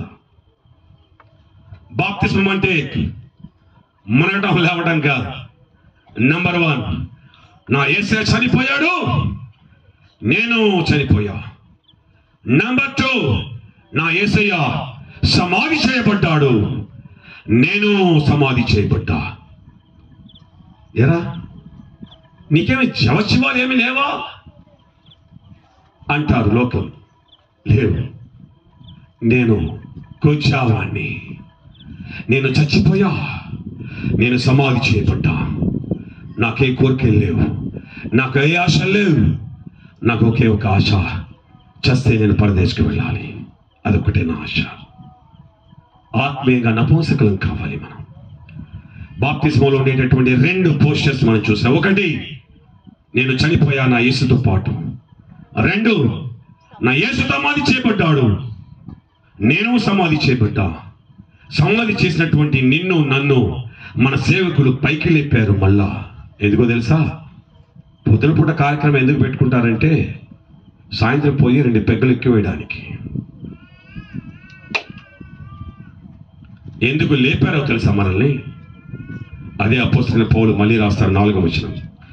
కాబట్టి తండ్రి మహిమ వలన, చదువును, క్రీస్తు మృతులలో నుండి ఎలాగు లేపబడెనో అలాగే మనమును నూతన జీవం పొందిన వారమై నడుచుకొనున్నట్లు మనము బాప్తిస్మము వలన మరణములో పాలు పొందుటకై ఆయనతో కూడా పాతి పెట్టబడితే. చాలండి, నా వైపు చూడండి, తలపైకి ఎత్తండి. హల్లెలూయా, హల్లెలూయా. 3వది ఏంటంటే, కాబట్టి తండ్రి మహిమ వలన క్రీస్తు మృతులలో నుండి ఎలాగూ లేపెనో. క్రీస్తుని తండ్రి అయిన దేవుడు మృతులలో నుండి లేపాడు కదా, అలాగే ఏమంటాడు పౌలు? నూతన జీవం పొందిన వారమై నడుచుకున్నట్లు మనము కూడా లేచాం. దేవుడు క్రీస్తును లేపినట్టుగా మనం కూడా లేచాం. మనం లేవగానే అడుగుతున్నారే, నిన్ను సమాధి చేసేసారు కదరా, మళ్ళీ లేచావు. మన యేసు లేచాడు, నేను లేచా. కానీ యేసు ఎలా లేచాడు? నూతనమైన శరీరంతో లేచాడు. మట్టి శరీరంతో కాదు, మహిమ శరీరంతో లేచాడు. మానవుడిగా కాదు, దేవుడిగా లేచాడు. ఆయన రూపం మారిపోయింది, ఆయన శక్తి మారిపోయింది, ఆయన స్థాయి మారిపోయింది, స్థానం మారిపోయింది. నిన్ను ఎందుకు లేపారో తెలుసా? పౌలు గారు అదే గుర్తు చేస్తున్నారు. మనము నూతన జీవము పొందిన వారమై నడుచుకొనున్నట్లు. అంటే క్రొత్తగా ప్రాణం పోసుకు. చచ్చిపోయావుగా, నువ్వు సమాధి చేయబడ్డావు కదా, ఇప్పుడు ఎలా నువ్వు పైకి లేచావంటే క్రొత్తగా ప్రాణం పోసుకున్న వాడిలాగా నడవటము కోసము. అంటే నువ్వు ఒకసారి నీటిలో నుంచి పైకి లేచిన తరువాత నీ బ్రతుకులో క్రొత్తదనం ఉండాలి. అంటే కొత్త సీరియల్ చూడమనా, కొత్త సినిమాలు తాగమనా, కొత్త ముండ దగ్గర బొమ్మనా? ఖబర్దార్! నూతన జీవం అంటే ఏంటో తెలుసా? కాగా ఎవడైనా క్రీస్తునందున్న ఎడల వాడు నూతన సృష్టి. నీవు ఒకసారి సమాధి చేయబడిన తరువాత క్రీస్తు పునరుద్ధానుడైనట్టుగా నీవు కూడా బాప్తిస్మం వలన పునరుద్ధానంలో పాలుభాగస్తుడు. ఎందుకయ్యావో తెలుసా? You are a new creation. ఆహా, ఒక నూతన సృష్టి అట. బాప్తిస్మం యొక్క టబ్బులో నుంచి బయటికి వచ్చిన నీలో ఈ లోకం ఏం చూడాలో తెలుసా? నూతన క్రియేషన్ చూడాలి. నీలో నూతన సృష్టి చూడాలి, నూతన స్వభావం చూడాలి, నూతన మనస్తత్వం చూడాలి. ఇంతమంది స్త్రీలు ఉన్నారు, మీ పురుషులు ఎందుకు లేరో చెప్పనా? మీరు మారితేగా వాళ్ళు మారడానికి. మీరు మారారా? గుండె మీద చేసుకొని చెప్పండి. ఎంతమంది ఉన్నారు ఇక్కడ? నేను మారానండి, మా ఆయన మారలేదన్న వాళ్ళు ఎంతమంది ఉన్నారు? నువ్వు మారలేదు, మీ ఆయన కోసం ప్రార్థన చేయాలా? ముందు నువ్వు మారు.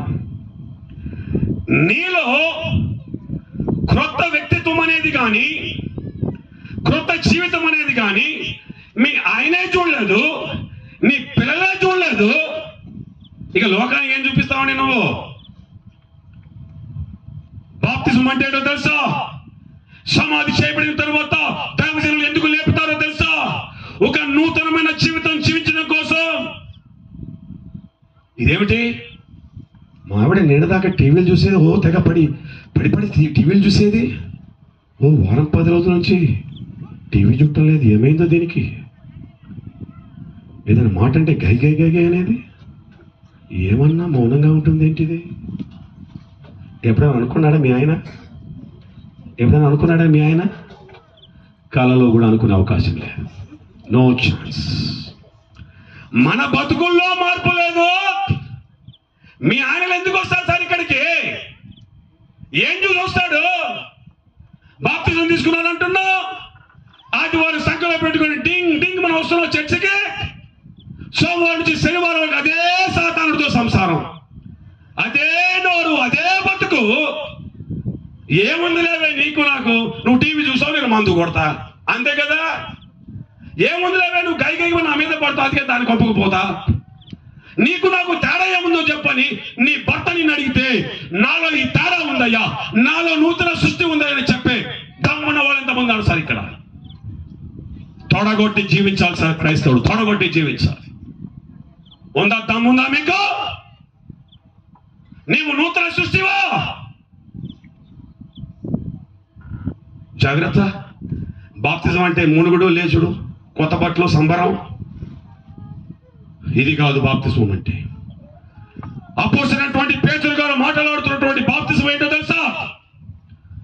క్రీస్తు మరణించినట్టుగా పాపాల విషయమే మరణించాలి, పాపాల విషయమే క్రీస్తు సమాధి చేయబడినట్టుగా నీవు కూడా నీ పాప జీవిత విషయమే సమాధి చేయబడాలి. ఒక్కసారి నీటిలో నుంచి లేచిన తరువాత నీ బ్రతుకు మారిపోవాలి, నీ మాట మారిపోవాలి. మారిందా? మీ ఆయన కోసం ప్రార్థన చేయమని ఎవరిని అడగబాకండి. No chance. మారే అవకాశమే లేదు. ముందు నీ బతుకు నువ్వు చూసుకో. ఈ రాత్రి నువ్వు మారు. ఒక రోజున నీవు మారి నీ టీవీలు కానీ సీరియల్ కానీ సినిమాలు కానీ బంద్ చేసి రూములోకి పోయి మీ ఆయన కోసం కన్నీరు కాల్చడం మొదలుపెట్టు. ఒక రోజు నువ్వు కళ్ళు తెరిచేసరికి మీ ఆయన పక్కన మోకరించి ఉంటాడు. ఎవడు ఏ దిక్కుమాలను ప్రార్థన అవసరం లేదు, నాలాంటి వాడి దగ్గర అస్సలు అవసరం లేదు. మీ ప్రార్థన లేనిదే దేవుడు కార్యాలు చేయడు. మీ బతుకులు మార్చుకోండి. నువ్వు తన జీవము పొందిన వారమై నడుచుకున్నట్లు ఆయనతో పాటుగా పునరుత్థానంలో పాలువారమయ్యామట. మనం అర్థమవుతుందా భాష? నువ్వు తన జీవము పొందిన వారమై నడుచుకునేటట్లుగా ఉందా నూతన బతుకు మనకి? అది సార్ బాప్తిస్మం అంటే. అందుకే అంటున్నా, చిన్నపిల్ల బాప్తిసాలు జరగదు, చెలకరింపు బాప్తిసాల్లో ఈ అనుభవం ఉండదు, నిలబడటం సమాధి చేయబడ్డ పునరుద్ధరణ ఉండదు, జెండా కింద బాప్తిసంలో ఈ అనుభవం ఉండదు, పెళ్లి బాప్తిసాల్లో ఆత్మీయత ఉండదు, మారు మనసు పాప క్షమాపణ ఉండవు. కాబట్టి ఇవేవి బాప్తిసాలుగా పరిగణించబడవు. మీరందరూ బాప్తిజం తీసుకున్నాను పరలోకానికి వెళ్ళిపోతాను అనుకుంటున్నారేమో, కట్టుకొని నరకానికి వెళ్తారు ఈ రాత్రి మీరు మారు మనసు పొందకపోతే. మీ బతుకులు మారాలి. ఇంటి నుంచే ముందు సాక్ష్యం పొందుకోండి. ముందు నువ్వేం చేయాల్సిన పని లేదు, దేవుడు చేస్తాడు కార్యం. మీ ఆయనతో పోట్లాడాల్సిన పని లేదు. ఒక రోజున నీకు తెలియకుండానే నీ కొంగు పట్టుకొని చర్చికి వస్తాడు ఆయన. నీ బతుకు మారినప్పుడు, నువ్వు టీవీలు సినిమాలు మానేసినప్పుడు, ఆ సమయం అంతా దేవుని కొరకు మోకరించి ప్రార్థించినప్పుడు, మీ ఆయన కోసం, నీ పిల్లల కోసం, నీ భార్య కోసం ప్రార్థించినప్పుడు, నీ కుటుంబం అంతా దేవుని యొక్క సంఘానికి నడిగి చూస్తుంది. నీ కుటుంబం అంతా కూడా పరదేశకు వెళ్ళగలుగుతుంది. Praise the lord. బాప్తిస్మము, మారు మనసు, పాప క్షమాపణ, బాప్తిస్మము. అదేంటి బాప్తిస్మములో ఉన్న పరమార్థం. క్రీస్తు యేసులోనికి బాప్తిసం తీసుకున్న మీరందరూ ఆయన మరణంలో పాలువారయ్యారు, ఆయన సమాధి కార్యక్రమంలో పాలువారయ్యారు, ఆయన పునరుత్థానంలో కూడా పాలువయ్యారయ్యారు. అది బాప్తిసానికి అర్థం. ఈ ప్రక్రియలు నీలో జరిగాయా? జరగకుండా ఇప్పటి వరకు నువ్వు బాప్తిసం తీసుకున్నట్లయితే నో ప్రాబ్లం. ఈ రాత్రైనా సరే నీ జీవితాన్ని మార్చుకో. ఈ రోజైనా ప్రభువా, అర్థవంతమైన జీవితం నాకు కావాలయ్యా, అర్థవంతమైనటువంటి బాప్తిసం నాకు కావాలయ్యా. నేను చచ్చిపోవాలి ప్రభువా, నా కోసం చచ్చిపోయావు, నేను చచ్చిపోవాలి. నేను ఇక చావకపోతే యుగ యుగాలు రెండవ మరణంలో ఉండిపోవాలి ప్రభువా, అగ్ని జ్వాలల్లో ఉండాలి ప్రభువా. నాకొద్దు ప్రభు. ఈ రోజు నేను చచ్చిపోవాలనుకుంటున్నా, నా కోరికలు చచ్చిపోవాలనుకుంటున్నా. నేను సమాధి కావాలి, నాకు లోకం కనపడకూడదు, నీవే కనపడాలి. నీటిలో మునిగినప్పుడు కనులు ఒకవేళ తెరిచినా కనిపించేది నీవే. ఆ నీరు వాక్యానికి సాదృశ్యం. ఆ వాక్యమే యేసు ప్రభు. నీకు కనులు తెరిస్తే కనపడాల్సింది యేసు ప్రభువే. మూడవది, కాగా ఎవడన్నా క్రీస్తునందున ఎడలవాడు, you have to become a new creature, a new creation. నూతన సృష్టిగా మరు మార్పు చెందాలి, రూపాంతరం చెందాల్సిందే. వాక్యం చెప్తుంది, బేరసారాలు లేవు, డిస్కౌంట్లు లేవు, పర్సంటేజ్లు ఏమీ లేవు. ఒకడు ధర్మశాస్త్రం అంతయు గైకొని ఒక్క ఆజ్ఞ విషయంలో తప్పిపోయిన ఎడలా వాడు ధర్మశాస్త్రం అంతటి విషయంలో తప్పిపోయినట్టే. దేవుని యొక్క క్వశ్చన్ పేపర్లో ఉంటే 100 మార్కులు, లేకపోతే 0 మార్కులు, అంతే. 99 మార్కులు ఉన్నా నువ్వు పోయేది నరకానికి. అంత పర్ఫెక్షన్లోకి మనం రాం. కానీ ప్రార్థన చేయాలి, ప్రభువు నాకు సహాయం చేయి. దేవుడు సహాయం చేస్తాడు నూతన జీవితం జీవించడానికి. God will help you. పాపం మీద జయం సాధించడానికి దేవుడే నీకు సహాయం చేస్తాడు, దేవుడే నీకు సహాయం చేస్తాడు. బాప్తిసం అంటే క్రీస్తుతో పాటు మరణించటం. బాప్తిసం అంటే క్రీస్తుతో పాటు సమాధి చేయబడటం. బాప్తిసం అంటే క్రీస్తు నూతన జీవం పొందినట్టుగా మనం కూడా నూతన జీవితాన్ని పొందినట్టుగా నడుచుకుంటాం. నాలుగవది, బాప్తిసం అంటే చివరిగా గలతీయులకు రాసిన పత్రిక 3వ అధ్యాయం 27వ వచనం. క్రీస్తు యేసులోనికి బాప్తిస్మము మీరందరూ క్రీస్తుని ధరించుకొని ఉన్నారు. హల్లెలూయా. నా వైపు చూడండి. హల్లెలూయా. నిద్రలో చేస్తున్నాయి. హల్లెలూయా. బాప్తిజం అంటే ఏంటండి? క్రీస్తు యేసులోనికి బాప్తిజం పొందిన మీరందరూ కూడా క్రీస్తుని ధరించుకొని ఉన్నారట. ధరించుకోవడం అంటే ఏంటో తెలుసా? మన ముస్లిం సహోదరులు బుర్కాలు ధరించుకుంటారు కదా. ఆ బుర్కాలు ధరించుకున్నప్పుడు రోడ్డు మీద నడిచి వెళ్ళేటప్పుడు ఆ సహోదరి కనపడుతుందా, బుర్కా కనపడుతుందా? మనకి బుర్కా కనపడుతుంది. ఎందుకు? ఆమె బుర్కా ధరించుకుంది. ఆమె ఎక్కడుంది మరి? బుర్కా లోపల ఉంది కదా. క్రీస్తుని ధరించుకోవడం అంటే ఏంటో తెలుసా? నువ్వు రోడ్డు మీద నడిచేటప్పుడు ఎవరు కనపడాలంట? లోకానికి ఎవరు కనపడాలా? ఎవరే కనపడాలా? అంత సీన్ ఉందా? అదనమాట మన బతుకు. అంటే ఏమనుకుంటున్నారు? పరదేశం పరలోకం అంటే మీ ఊళ్ళో జరిగే సంత అనుకుంటున్నారా? సంచి దగ్గర ఇచ్చిన పొత్తు కూడా వెళ్ళిపోవడానికి? పరదేశకు వెళ్ళాలనుకుంటున్నావా? అగ్ని జ్వాలల నుండి తప్పించుకోవాలనుకుంటున్నావా? క్రీస్తుని ధరించుకోవడం అంటే ఏంటో తెలుసా? నీవు నడిచేటప్పుడు లోకానికి క్రీస్తు కనపడాలి. నీవు మాట్లాడేటప్పుడు లోకానికి క్రీస్తు కనపడాలి. ఉందా నీ బ్రతుకులో క్రీస్తు కనపడుతున్నాడా లోకానికి? నీకున్నటువంటి అలవాట్లలో కానీ, నీకున్నటువంటి ఆలోచనలో కానీ, నీవు చేసేటటువంటి పనులలో కానీ నిన్ను చూసి ఎవరైనా క్రీస్తు వలే ఉన్నారండి అనగలుగుతున్నారా? మా ఆఫీసులో ఒక ఆవిడ ఒక క్రైస్తవుని ఉద్దేశించి మాట్లాడుతుంది. ఏమన్నది తెలుసా? ఆమె అపర యేసు క్రీస్తు అండి ఈయన అంటుంది. ఆమె చూపించగలిగామా మనం క్రీస్తుని ఆ రీతిగా?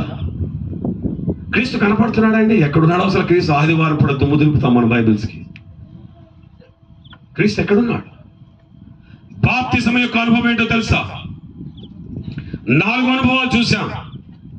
పరదేశకు వెళ్ళాలి అంటే ప్రభువులో మరణించాలి. ప్రభువులో మరణించడం అంటే రక్షణ అనుభవానికి రావాలి.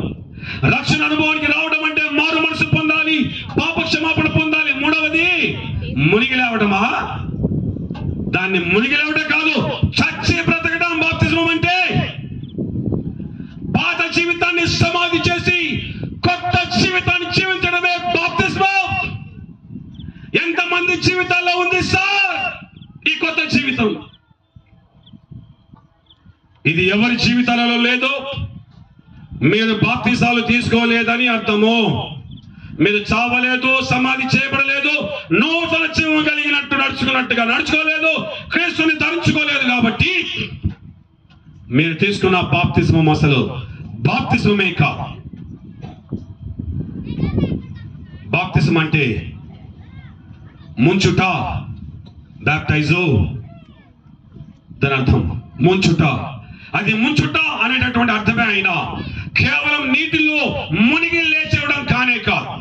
దానికి ఎంత పెద్ద అర్థం ఉందంటే, క్రీస్తు నా పాపాల కోసం మరణించినట్టు నేను మరణిస్తా, క్రీస్తు నా పాపాల కొరకు సమాధి చేయబడినట్టు నేను సమాధి చేయబడతా, క్రీస్తు నూతన జీవం పొందినట్టు నడుచుకున్నట్టు నేను కొత్తవాడిగా బ్రతుకుతా. అంతేకాదు, నేను క్రీస్తుని ధరించుకుంటా. లోకం నాలో క్రీస్తుని చూడాలి. అది బాప్తిజం యొక్క అర్థం. బాప్తిజం తీసుకున్న తర్వాత ఇంకా నువ్వు పాపం చేస్తున్నావు అంటే,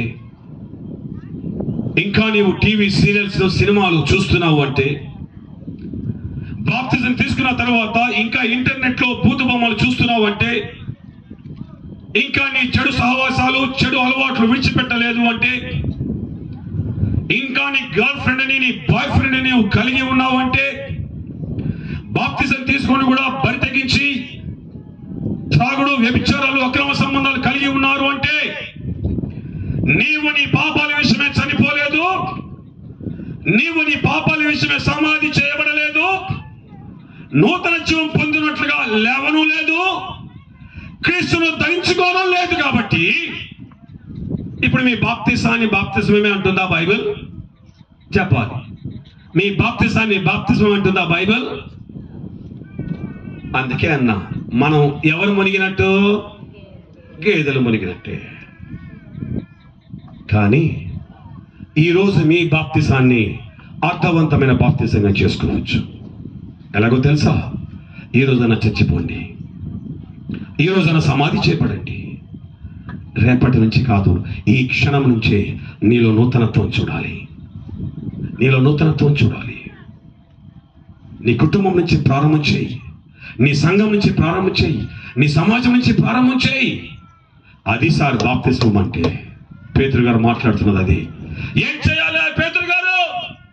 మేము పరదేశం వెళ్ళాలంటే ఏం చేయాలంటే అంటున్నాడు, మారు మనసు పొందండి, పాపక్షమాపణ అనుభవానికి రండి, అర్థవంతమైనటువంటి బాప్తిజం తీసుకోండి. రోమా 6:3-4 ఉన్నట్టుగా అటువంటి బాప్తిజం యొక్క అనుభవానికి రావాలండి. మిమ్మల్ని విడిచిపెట్టేస్తాను. ఇంకా చివరిగా ఒక పాయింట్ చెప్పి, ఎందుకంటే పౌలు గారు చివరిగా ఒక పాయింట్ చెప్పి అక్కడే ముగించారు. అపోస్తల కార్యములు 2:40 దగ్గర బాప్తిస్మం తరువాత ఏం చేయాలట? చదువునా? ఇంకను అనేక విధములైన మాటలతో సాక్ష్యం ఇచ్చి మీరు మూర్ఖులకు తరము వారికి వేరై రక్షణ పొందడని. నా వైపు చూడండి. రక్షణ ఎప్పుడు పరిపూర్ణమవుతుందో తెలుసా? లోకానికి వేరైతేనే. లోకంలో ఉన్నంత వరకు నీకు రక్షణ లేదు. లోకంతో నువ్వు సహవాసం చేస్తున్నంత వరకు, పాపము చెయ్యి పట్టుకొని నడుస్తూ ఉన్నంత వరకు నీ రక్షణే కాదు. అసలు రక్షణ ఎప్పుడు ప్రారంభమవుతుందో, ఎప్పుడు ముగుస్తుందో తెలుసా? రక్షణ మారు మనసుతో ప్రారంభమవుతుంది, వేరైన జీవితంతో ముగుస్తుంది. లోకం ఎటన్నో పోని, కానీ మన జీవితాలు మాత్రం వాక్యానుసారంగా ఉండాలి. ప్రభు కోసం జీవించాలి, దేవుని కొరకు జీవించాలి. కష్టాలు వస్తాయి, నష్టాలు వస్తాయి, బాధలు వస్తాయి. దేవుని కొరకు జీవించమని మరి ప్రారంభం చేయగా ఎన్నో శోధనలు వస్తాయి. అయినా సరే లోకానికి వేరే జీవించాలి, లోకానికి వేరే జీవించాలి. లోకమంతా పాపంలో జీవిస్తూ ఉంటే నేను మాత్రం పరిపూర్ణంగా లోకానికి వేరే మనం జీవించాల్సి. దాని అర్థం ఏంటో తెలుసా? ఒకసారి విడిచిపెట్టిన పాపాన్ని మళ్ళీ చేయకుండా ఆ పాపానికి వేరే జీవించటము. హల్లెలూయా. ఈరోజు విడిచిపెట్టిన రిమోట్ మళ్ళీ పట్టుకోకూడదు. ఈరోజు విడిచిపెట్టిన నీ మందు గ్లాస్ మళ్ళీ పట్టుకోకూడదు. ఈరోజు నువ్వు విడిచిపెట్టిన నీ వేశ్యను మళ్ళీ పట్టుకోకూడదు. ఈరోజు ఏ మొబైల్లోనూ పోర్నోగ్రఫీ చూస్తున్నావో మళ్ళీ దానిని పట్టుకోకూడదు. ఏ అక్రమ సంబంధాల వ్యవహారాల్లో చిక్కుబడి ఉన్నావో మళ్ళీ దానిని పట్టుకోకూడదు. లోకానికి వేరే జీవించాలి, పాపానికి వేరే జీవించాలి, శరీరాశకు వేరే జీవించాలి. కడుగబడిన పంది బురదలో పొర్లినట్టును, కుక్క తన వాంతికి తిరిగినట్టును కాక. ఈ విషయాన్ని గుర్తుంచుకోండి. కుక్క తన వాంతికి మళ్ళీ తింటూ ఉంటే ఆ సీన్ చూడముచ్చటగా ఉంటుందా? మన కడుపులోదంతా బయటకు వచ్చేస్తుంది. మరి నువ్వు తినేది అది కాదా? నువ్వు కూడా కక్కేసావు కదా ఈరోజు. మరి రేపు తెల్లారే నాకడానికి సిగ్గు లేదా నీకు? నువ్వు కుక్క కంటే హీనమైన దానివి కాదా? కుక్క కంటే హీనమైన వాడివి కాదా నీవు? కుక్క అంటే బుద్ధి లేదండి, నీకు లేదు బుద్ధి. ఒక్కసారి వాంతి చేసిన తరువాత మళ్ళీ వాంతి చేసిన సీరియల్లోకి, సినిమాల్లోకి, త్రాగుడులోకి, వ్యభిచారంలోకి, అక్రమ సంబంధంలోకి, పోర్నోగ్రఫీలోకి, పెళ్లికి ముందే సెక్స్ లోకి విడిచిపెట్టినటువంటి దానిని మళ్ళీ కుక్కలాగా తినడానికి సిగ్గనిపించాలి మనకు. అసలు లోకానికి వేరైతేనే రక్షణ. మనకి లేవగానే రక్షణ పరిపూర్ణం కాలేదు. నువ్వు చనిపోయావు, సమాధి చేయబడ్డావు, నూతన జీవితం జీవించడం లేచావు. ఇంకా లోకంతో ముడిపడి ఉన్నట్లయితే నీ రక్షణ పరిపూర్ణం ఇంకా కాలేదు. నీ రక్షణ ఎప్పుడు సంపూర్ణమవుతుందో తెలుసా? లోకానికి వేరే రక్షణ పొందండి. పంది బురద మెచ్చు, పన్నీరు మెచ్చునా? పందిని తీసుకొచ్చి శుభ్రంగా కడిగి, పాపం ఒక తల్లి పెంచుకుందామని తీసుకొచ్చి శుభ్రంగా స్నానం చేపించి దానికి మంచి వస్త్రాలు ధరింపచేసి దానికి మంచి ఆభరణాలు పెట్టి, ఓ పందిదానా నీకు స్నానం చేపించి నేను పందిలా తయారయ్యానే, ఒక్క క్షణం అక్కడ ఉండు, నేను స్నానం చేసి వచ్చేస్తా. అమ్మగారు తిరిగారో లేదో. పంది పని ఎక్కడికి వెళ్తుందండి? ఎవరిని చూసి నవ్వుతున్నారు సార్ మీరు? ఎవరిని చూసి నవ్వుతున్నారండి మీరు? ఆ పంది నువ్వు కాదా? బురదలో పల్లె నిన్ను బయటకు తీసుకుని వచ్చి యేసు ప్రభు తన రక్తంతో కడిగి తన రక్షణ వస్త్రాలను నీకు అలంకరింప చేసి, ఇదిగో మీ కొరకు స్థలము సిద్ధపడితే వెళ్ళుచున్నాను, మళ్ళీ వస్తా ఉండండి అని ఇది తిరగగానే నువ్వెటు పరుగు తీస్తున్నావు? అనిపించట్లా నీ జీవితం నీకు? రేపే పందుల్లా తయారయ్యే వాళ్ళు చాలా మంది ఉన్నారు. రేపే కుక్కల్లా ఈ రాత్రి వాంతి చేసి తినబోయే వాళ్ళు చాలా మంది ఉన్నారు. ఖబర్దార్! ఈ రోజు మాట్లాడుతున్న దేవుడు రేపు నీతో మాట్లాడవచ్చు, మాట్లాడకపోవచ్చు. కక్కింది తినకుండా ఉండటమే, విడిచిపెట్టి వచ్చినటువంటి ఆ బురదలోకి మళ్ళా వెళ్లకుండా ఉండటమే లోకానికి వేరే జీవించేటటువంటి అనుభవం. రక్షణ అంటే ఇంత పెద్ద తతంగా ఉందండి. రక్షణ అంటే ఇంత పెద్ద తతంగా ఉంది. ఇటువంటి 4 మెట్ల అనుభవానికి ఎవరైతే వచ్చారో, ఎవరికైతే ఈ 4 సంగతులు వ్యక్తిగతమైన అనుభవాలుగా ఉన్నాయో, మారు మనసు, పాప క్షమాపణ, ఏ బాప్తిస్మమో? రోమా 6:3-4 బాప్తిస్మం. 3 జరగాలి బాప్తిస్మం. ఏంటి? పాప విషయమై చచ్చిపోవాలి, పాప విషయమై సమాధి చేయబడాలి, కొత్తగా జీవించడానికి తిరిగి లేవాలి. ఎవరిని ధరించుకోవాలి? క్రీస్తుని ధరించుకోవాలి. అటువంటి బాప్తిసం తీసుకున్న తర్వాత ఎలా బ్రతకాలంట? లోకానికి వేరై బ్రతకండి. మీరు మీ రక్షణను భయముతోను వణుకుతోను కొనసాగించుడి. ఫిలిప్పీ 2:12 అంటాడు. కాగా నా ప్రియులారా, మీరెల్లప్పుడూ విధేయులైన ప్రకారము నా ఎదుట ఉన్నప్పుడు మాత్రమే గాక మరి ఎక్కువగా నేను మీతో లేని ఈ కాలమందును భయముతోను వణుకుతోను మీ స్వంత రక్షణను కొనసాగించుడి. ఈ రోజు నుంచి నా వైపు చూడండి. పందిలాగా కుక్కలాగా బురదలో పొరలటము, కక్కిని తినటము, ఈరోజు ఏ పాపాలు విడిచిపెట్టాలనుకుంటున్నావో మళ్ళీ ఆ పాపాలు జోలిగా పోకుండా ఉండాలి నీవు. ప్రియులారా, దేవుడు మిమ్మల్ని ప్రేమిస్తున్నాడు. ఈరోజు ఏ పాపంలో చిక్కుబడి ఉన్నావో, తెలుసో తెలియక ఇరుక్కుపోయి ఉన్నావేమో పాపములో, ఆ పాపము నిన్ను ఎక్కడికి నడిపిస్తుందో దేవుడు చెప్తున్నాడు. యుగ యుగాల అగ్ని జ్వాలలకు నిన్ను నడిపిస్తుంది. ఈ రాత్రి తప్పించుకోవడానికి నీకు అవకాశం ఇస్తున్నాడు దేవుడు. హల్లెలూయా, హల్లెలూయా. ఈ రాత్రి నువ్వు తప్పించుకోవాలి. మరణము నిన్ను కబలించక ముందే, మరణం నిన్ను తలుపు తట్టక ముందే సిద్ధపడండి సంగమా, సిద్ధపడండి. యేసు ప్రభువుని సొంత రక్షకునిగా మీ హృదయాల్లో చేర్చుకోండి, మనసులో మార్చుకోండి. యేసు రక్తంలో కడుగబడేటటువంటి అనుభవానికి రండి. బాప్తిసం తీసుకున్నటువంటి నీవు చచ్చిపో నీ పాపాల విషయమై, సమాధి చేయబడి నీ పాపాల విషయమై కొత్త జీవితం లోకాన్ని చూడని, కొత్త జీవితాన్ని లోకాన్ని చూడని నీ జీవితం చూసి లోకమే ప్రశ్నించాలి, ఏమిటి ఈమె మారిపోయింది. అటువంటి బాప్తిస్మిక అనుభవానికి రావాలి. చివరిగా లోకానికి వేరే జీవించండి. దేవుడే సహాయం చేస్తాడు. ఇది సాధ్యమా, ఇది సాధ్యమా అని మీరు అనుకోవచ్చు. బహుశా మీ స్వంత శక్తితోటి మీకు సాధ్యం కాకపోవచ్చు. ప్రార్థనతో సాధ్యం చేయనటువంటిది ఏదీ లేదు.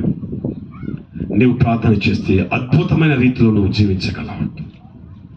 మా ఇంట్లో టీవీ ఉండదు, నా మొబైల్కి వాట్సాప్ ఉండదు, హ్యాపీ. తీసవతల పడి నష్టమేమీ లేదు. టీవీ దిక్కుమాలిన సీరియల్ చూడకపోతే నష్టమేమీ లేదు. ఆ టీవీ చూడకుండా నువ్వు ఉండలేకపోతే ఆ టీవీని తీసి అవతల పడేయండి. దేవుడు ఏమన్నాడు తెలుసా? నీ కుడి చెయ్యి అభ్యంతరం పడితే ఎడమ చెయ్యి వాడుకోమన్నాడా? మై గాడ్, అదే పని చేస్తున్నారు మీరు. కుడి చెయ్యి అభ్యంతర పరిచిన ఏం చేయాలా? నరికేయ్. నీ కుడికాలు అభ్యంతర పడుతుందా? నరికేయ్. రెండు చేతులు కలిగి పరలోకానికి ప్రవేశించు. నరకానికి వెళ్ళే కంటే ఒంటి చేత్తో పరలోకానికి వచ్చే నేను తీసుకుంటా. రెండు కాళ్ళు కలిగి నువ్వు నరకానికి పోవడం కన్నా ఒంటి కాలు ఉండని నేను పరలోకంలో తీసుకుంటా. ఏమన్నాడో తెలుసా? నీ కుడి చెయ్యి పాపానికి ప్రేరేపిస్తుంటే నరికేయ్ అంటే దాని అర్థం ఏంటో తెలుసా? We need to be radical. విప్లవాత్మకమైనటువంటి విశ్వాస జీవితాన్ని క్రైస్తవుడు జీవించాలి. అది సార్ క్రైస్తవ జీవితం అంటే. శాతకాని చావలేని జీవితం కాదు. విప్లవాత్మకమైనటువంటి మార్పు విశ్వాసులలో రావాలి. నీలో ఉన్న పాపాన్ని నరికివేయాలి. పాపాన్ని నరికివేయాలి. అంత విప్లవాత్మకంగా ఉండగలిగితే కష్టమే, కానీ దేవుడే సహాయం చేస్తాడు. ఉందామా? ఆ ఒక్కటి అడక్కు అన్నట్టుంది మేము ఒక ఉందామా వద్దా? పోనీ నరకానికి పోదామా? అది కూడా వద్దా? అంటే నరకం వద్దు, పరలోకం వద్దు. ఎంతకాలం ఉంటావు కేశవరపాడులో? మీరు ఈ కేశవరపాడు ఏదో ఒక రోజున వదిలిపెట్టాల్సి వస్తుంది. అప్పుడు ఏదో ఒక ప్రాంతానికి వెళ్ళాల్సి వస్తుంది. ఎక్కడికి వెళ్ళాలో ఈ రాత్రి డిసైడ్ చేసుకోండి. రేపు నీది కాదు. మనం ఏ పాటి వారమో ఇంతలో కనబడి అంతలో మాయమయ్యే ఆవిరి నీటి పొడగ లాంటి వారం. దీపం ఉండగానే ఇల్లు చక్కబెట్టుకోండి. దేవుడు అవకాశం ఇచ్చినప్పుడు బ్రతుకులు మార్చుకోండి. ప్రభువులో మరణించినట్లుగా, ప్రభువులో ఉండి మరణాన్ని ఎదుర్కొనేటట్లుగా మారు మనసు, పాపక్షమాపణ, బాప్తిస్మము, వేరైన జీవితం జీవించడానికి ఈ రోజు నిర్ణయం తీసుకుని వెళ్ళండి. ఇక్కడి నుంచి కుక్క తన వాంతికి తిరిగినట్టుగా, పంది పొరతులో మళ్ళీ పొరిగినట్టుగా మళ్ళీ పాపము జోలికి వెళ్ళావా? ఖబర్దార్. నీ తలరాతను నీవే రాసుకుంటున్నావు అన్న విషయాన్ని జ్ఞాపకం చేసుకో. యేసయ్య ఇంకా ప్రేమిస్తూనే ఉన్నాడు. ఒక విప్లవాత్మకమైనటువంటి నిర్ణయం ఈ రాత్రి మీరు తీసుకోవాల్సిందే. నిన్ను ప్రేరేపించే ప్రతి పాపాన్ని నరికివేయాల్సిందే. That's it. చేద్దామా? నోళ్ళు పెగలట్లేదు. చేద్దామా? మన హృదయాలు యేసయ్యకిద్దామా? పాపాలు మానేద్దామా? మనం పరలోకానికి వెళ్దామా? యుగ యుగాలు దేవుడి సన్నిధిలో ఉందామా? ఉండాలి అంటే రాత్రి మనం నిర్ణయం తీసుకోవాలి. ప్రభువా, నన్ను క్షమించయ్యా. నా మనసుని ఈరోజు నేను మార్చుకుంటున్నాను. ఇదిగో అర్థవంతమైన బాప్తిసాన్ని, అర్థవంతమైన బాప్తిస జీవితాన్ని నేను కలిగి ఉండటానికి నాకు సహాయం చేయండి. వేరైన జీవితం జీవించడానికి నాకు సహాయం చేయండి. చిన్న ప్రార్థన చేయండి. ఈరోజు మీ అడ్రస్ మారబోతుంది. హల్లెలూయా, హల్లెలూయా. మోకరించండి, ప్రార్థన చేద్దాం. ఇంకా కొన్ని విషయాలు ఉన్నాయి కానీ టైం లేదు. మోకరించండి, ప్రార్థన చేద్దాం. మోకరించగలిగిన వారు మోకరించండి. లేదంటే తలలో వంచండి, కళ్ళు మూసుకోండి. ఒక్కసారి మీ జీవితాలు పరీక్ష చేసుకోండి. ఒక విషయం తథ్యం, నీ మరణాన్ని ఎవరు ఆపలేరు. నీవు మరణించక తప్పదు. మరణంతో జీవితం అంతం కాదు, మరో జీవితానికి ప్రారంభం. నీవే జీవించాలి, నీవే జీవించాలి. అది ఆరని అగ్ని జ్వాలలలోనైనా లేక బంగారు పట్టణమైన దేవుని సన్నిధి అయినా, చనిపోయిన తర్వాత చూస్ చేసుకునేది కాదని,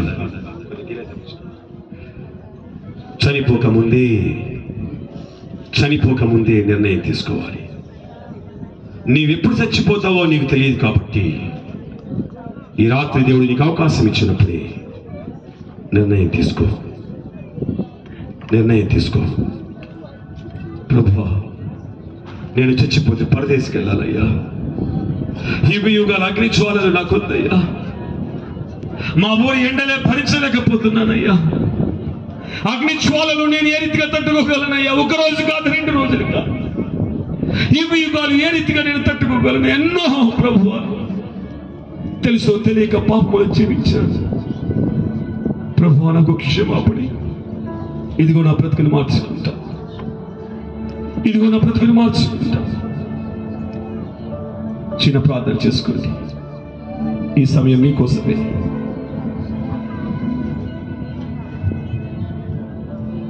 రేపు దేవుడు మాట్లాడొచ్చు, మాట్లాడకపోవచ్చు. ఎవరు నిలబడాల్సినటువంటి స్థలంలో దేవుడు నన్ను నిలబెట్టాడు. ఎందుకో తెలుసా?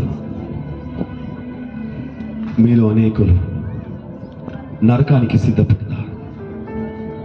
మీరెవరు నరకానికి పోటీ ఇష్టం లేదు. చివరిసారిగా బహుశా హెచ్చరిస్తున్నాడేమో. బహుశా నీ మరణం అతి సమీపంలో ఉందేమో. I do not know. చావక ముందే దేవుడు నిన్ను హెచ్చరిస్తున్నాడేమో, నీ తలుపు తడుతున్నాడేమో.